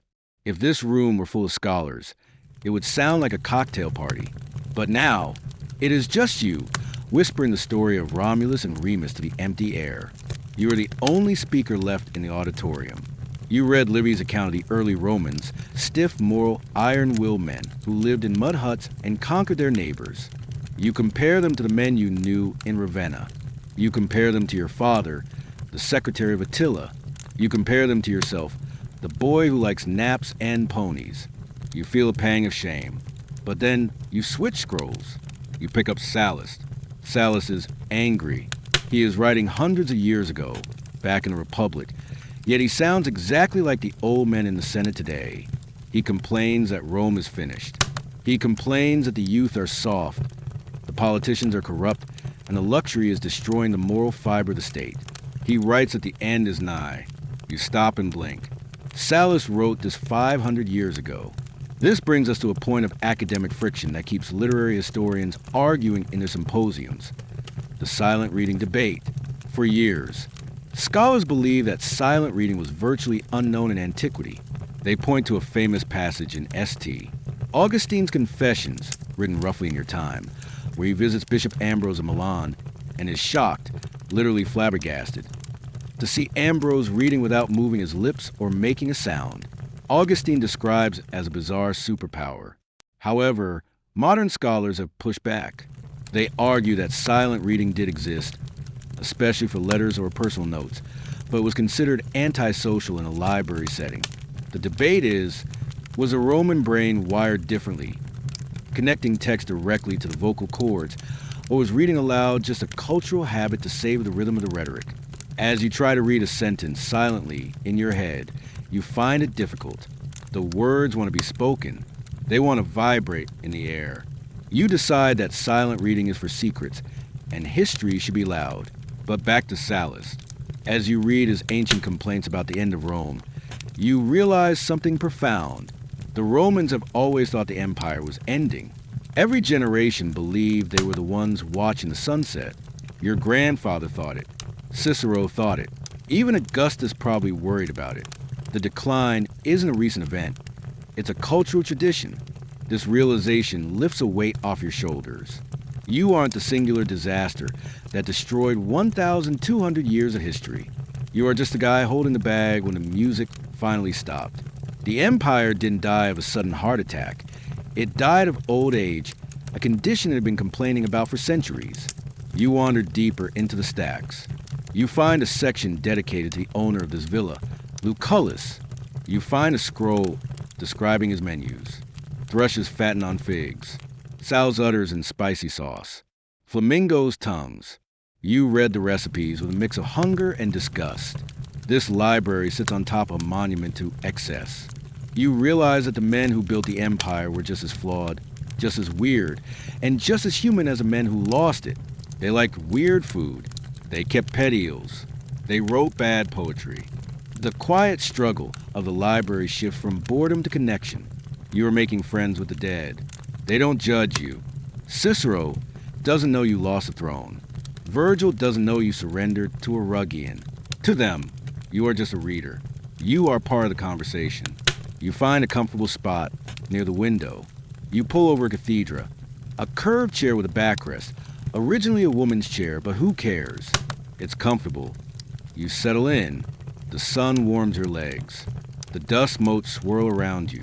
You spend the afternoon reading a treatise on farming by Columella. He talks about how to prune vines, how to keep bees, and how to cure ham. It is infinitely more interesting than imperial politics. You realize that while the Empire of Swords has fallen, the Empire of Words is still standing. These scrolls have survived civil wars, fires, and mad emperors. They have survived Odoacer, and now they are surviving you. You are the guardian of this paper fortress. As the light begins to fade, turn the room a deep, shadowy blue. You roll up the scroll. You carefully place it back in its nest, tag facing out. You feel a sense of accomplishment. You didn't rule the world today, but you learned how to graft an apple tree. And honestly, that feels more useful. You walk out of the library, your mind buzzing with the voices of the Republic. You are living in a museum. Yes, but museums are safe places. Museums are where things go to be remembered. You are just another exhibit, walking through the halls, happy to be part of the collection rather than the casualty list.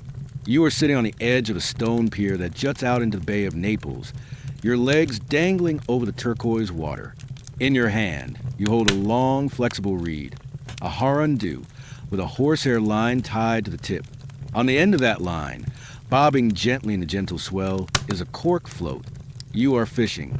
To an observer, you look like a lazy young man wasting a perfectly good afternoon. But in reality, you are engaging in a radical act of political defiance. You are ignoring the apocalypse. The sun is warm on your back. The air smells of salt and decomposing seaweed. A scent that is infinitely preferable to the smell of rotting urine in the foolery or the smell of fear in the palace. You watch the cork bob. Up, down, up, down. It is a binary rhythm, simple and predictable. It is the exact opposite of the Roman Senate. This brings us to a mainstream history fact that provides a backdrop for your afternoon of leisure, the fragmentation of the West. While you are sitting here waiting for a mullet to bite, the world outside your island fortress is literally falling apart. In Gaul, modern France, a brutal Frankish warlord named Clovis is currently smashing heads and consolidating power. In Spain, the Visigoths are carving out a kingdom that will last for centuries. In Africa, the Vandals are building a pirate empire that is terrorizing the Mediterranean. The map of Europe is being redrawn in blood. Every day, a new city falls. Every day, a new king rises. And you? You are debating whether to switch bait from a worm to a piece of shrimp. The quiet struggle of your life has shifted from survival to indifference. It is a struggle to build a wall around your mind. Wulfric, your Ruggian guard-turned friend, often comes to the pier to bring you news. He loves the gossip of the camps. He tells you that Odo Acer is having trouble with the Senate.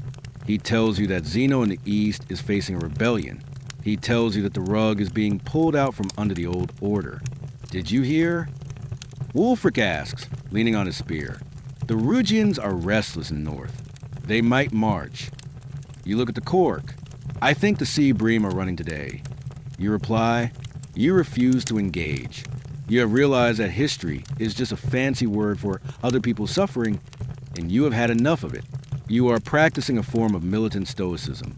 If you don't acknowledge the collapse of civilization, does it really happen?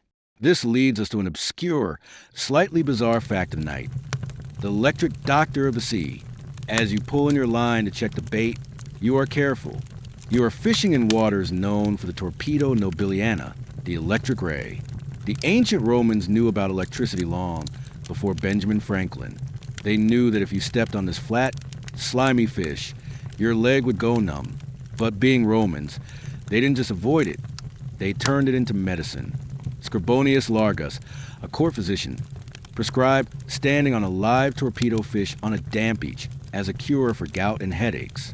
It was ancient shock therapy. You have caught one before. The jolt went straight up your arm, making your teeth rattle. It was the only thing that has shocked you in years. The fall of empires? Boring. The zap of a fish? Now that is real news. You cast your line back out. Splash. The ripples spread in a perfect circle, disrupting the reflection of Mount Vesuvius in the water.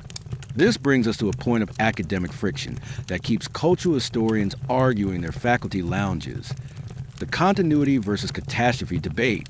You are the living embodiment of this argument.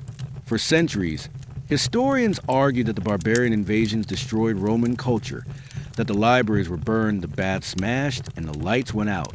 This is the catastrophe view. But modern scholars, particularly those of late antiquity like Peter Brown, argue for continuity.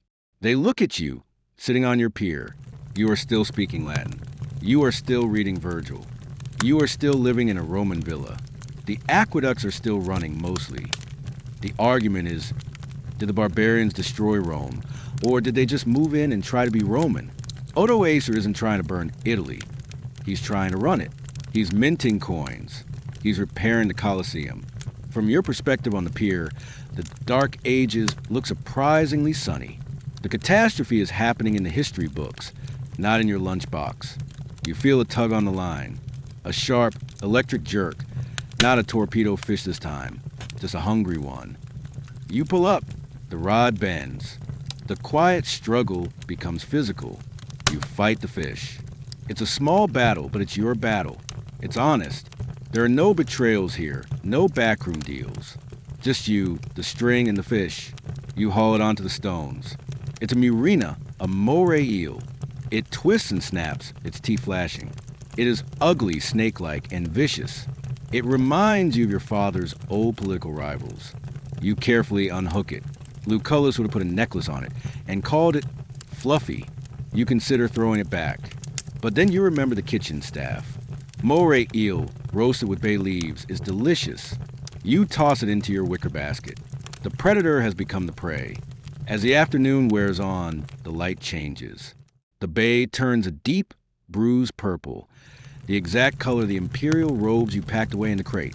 You watch the merchant ships heading toward the port of Puteoli. They are carrying grain from Egypt, oil from Spain, wine from Gaza. The trade networks are still holding. The world is ending, but commerce is stubborn. People still need to eat. You realize that you have become a spectator in your own life, and you are okay with that. You think about the ambitious men, Odo Acer, Zeno, the rising warlord Theodoric. They are all fighting for the right to sit on a chair that made you miserable. They are fighting for the right to be stressed, to be targeted, to be hated. You have the better deal. You have the eel. But there is a deeper layer to your isolation. You are watching the slow death of your religion, not Christianity. You are a Christian, as is Odoacer, but the religion of Romanists, the idea that Rome is eternal, that it is the center of the universe. Sitting here, on the edge of the water, looking at the vast, indifferent horizon, you realize that Rome was just a temporary arrangement of stones and laws. The sea doesn't care about the Senate. The fish don't care about the emperor. You pack up your gear. You have caught 3 fish. It is a good haul. You walk back toward the villa, passing the guards at the gate. They nod to you. "Good catch, Romulus," one asks. "Good catch," you confirm. You are no longer your highness. You are just Romulus. And in that simple, unadorned name, you find a freedom that no army could ever win. You walk through the overgrown gardens of the villa. You see the fireflies coming out, dancing in the twilight. You think about the future. You are young. You might live for another 40 years. You might see Odoacer fall. You might see new kings come and go. But you will be here, on this island, reading your books and catching your fish. You'll become the ghost of the empire, haunting the coast of Naples, a living reminder of a world that has already moved on. You enter the kitchen, handing your basket to the cook. He grins. "Eel stew tonight?" "Eel stew." You agree. You go to your room to wash the salt off your hands. You look in the mirror. The boy who trembled on the throne is gone. The teenager who ran from Pavia is gone. In the mirror, you see a young man with a tan, callous hands and eyes that have seen the end of the world, and decided to go fishing instead. You are standing on the highest terrace of the Castrum Lucullanum, leaning against a balustrade that is warm from a long day of Italian sun. The year is now well into the 480s, perhaps even the early 490s. The math of your age is getting harder to track. You are no longer a boy, but a man in your late 20s or early 30s. Below you, the Bay of Naples is a sheet of liquid gold, reflecting the final moment of a century that began with a unified empire and is ended with a patchwork of kingdoms. The quiet struggle of your life is now the struggle of memory versus reality. You have lived in this fortress villa so long that the palace in Ravenna feels like a dream you had once, or perhaps a play you saw in theater a long time ago. The world outside has not stopped spinning. While you were reading Epicurus and perfecting your fish stew, the politics of the world have remained as messy as ever. Odoacer, the man who spared you, the man who gave you this island, is now the one in trouble. A new barbarian king, Theodoric the Ostrogoth, has crossed the Alps with an entire nation behind him. They have fought bloody battles on the Isonzo and at Verona. Odoacer is currently holed up in Ravenna, the same damp, swampy cage you once occupied, being besieged by a man who is even more Roman than he is. This brings us to a mainstream history fact that serves as the final period at the end of the Roman sentence, the rise of the Ostrogothic kingdom. In 493 AD, after a 3-year siege, Odoacer finally surrendered. Theodoric invited him to a reconciliation banquet, stood up in the middle of the meal, and personally cut Odoacer in half with a broadsword. The man who showed you mercy was shown none. Theodoric became the new king of Italy, and for the people in the streets, it was just another change of stationery. The bureaucracy continued. The taxes were collected in the Roman Senate, still meeting in Rome. Sent another polite letter of congratulations to the new winner. You watch a small merchant galley row past your island. It's flying a flag you don't recognize. This leads us to an obscure, slightly bizarre fact of the night: the pensioner's persistence. We have a fascinating piece of evidence from this era, a collection of letters known as the Verii, written by the Roman official Cassiodorus. In one of these letters, the new Gothic administration confirms the payment of a pension to a Romulus. It seems that even after Odoacer was murdered, even after the government changed hands again, the administrative machinery of Rome was so stubborn and so pedantic that they kept sending you your 6,000 solidi every year. You are the ultimate survivor of the bureaucratic state. You have outlived your father, your usurper, and the very office you once held. You are a line item in a budget that refuses to die. You turn away from the sea and walk into the cool shadows of the villa. You pass a group of monks. This is the new reality of the Castrum Lucullanum. Over the years, a community of holy men has moved into the lower levels of the villa. They have turned the old banquet halls into chapels, and the libraries into scriptoriums. This brings us to a final point of academic friction that keeps medievalists arguing over their parchment: the death of Romulus mystery. Historians have no idea when you actually died. You simply vanished from the record. Some argue you died young, shortly after arriving in Naples, and that the Romulus mentioned in later pension letters was a different relative. Others argue that you lived to a ripe old age, perhaps surviving well into the 6th century, long enough to see the Eastern Romans under Justinian try to reconquer Italy. There's even a theory that you became a monk yourself, ending your days as a quiet brother in the very villa where you were once a prisoner. The debate is, did the last emperor die in luxury in a monastery or in total obscurity? As you listen to the monks chanting their evening prayers, you realize that obscurity is the greatest luxury of all. To be forgotten is to be safe. You reach your private study. You don't look at the crown jewels anymore. They are in Constantinople. You don't look at the map of the West. It's a mosaic of broken pieces. Instead, you look at a small, hand-copied book on your desk. It's a collection of local Neapolitan poetry. You realize that the fall of Rome was not a tragedy for you. It was a liberation. If your father had succeeded, you would have spent your life in constant fear, waiting for the next coup, the next assassin, the next Rhine crossing. You have died young and miserable in a purple cloak. Instead, you have spent 20 years watching the sea. You have seen the seasons change. You have read the great thinkers. You had a quiet, comfortable, and remarkably long life. You are the ghost who outlived the empire. You are the living proof that life goes on even when history ends. Rome didn't fall on you. It fell around you, leaving you standing on a small, sunny island in the middle of a calm blue bay. You walk out onto the terrace one last time. The gold has faded to a deep, velvety blue. The stars are coming out, the same stars that Romulus saw, that Caesar saw, and that the new Gothic kings are seeing now. They don't care about the names of the men on the coins. You take a deep breath of the night air. It's cool, salty, and perfect. You feel a profound sense of gratitude. You were the little Augustus, the boy who lost everything. But looking at the moon reflecting on the water, you realize you actually won. You survived the end of the world, and you found peace in the ruins. You turn and walk back into your room, closing the heavy wooden door behind you. The sound of the latch is firm and final. The story of the emperors is over. Your story, the story of the man who quietly retired, is just reaching its long, peaceful conclusion. Now, the heavy wooden door has latched shut, and the world of ancient Italy is fading into the mist. The sound of Mediterranean waves is growing softer, turning into a gentle, rhythmic hum that matches your own breathing. You don't have to worry about the Visigoths or the taxes, or the weight of a crown that doesn't fit. All of that is distant history now, buried deep under the layers of time and stone. Feel the warmth of the Neapolitan sun still lingering in your mind, but let the coolness of the night take over. You are no longer Romulus, standing on a terrace in the 5th century. You are here in the present, wrapped in the safety and comfort of your own space. The quiet struggle of the day is over.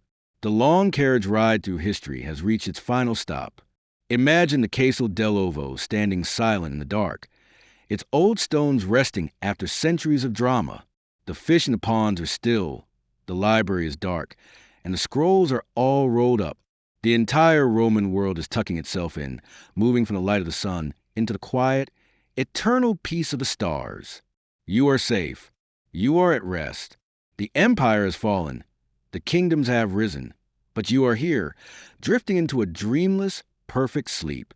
Let the voices of the past whisper one last time, a soft good night that carries across the centuries. Everything is settled. Everything is quiet.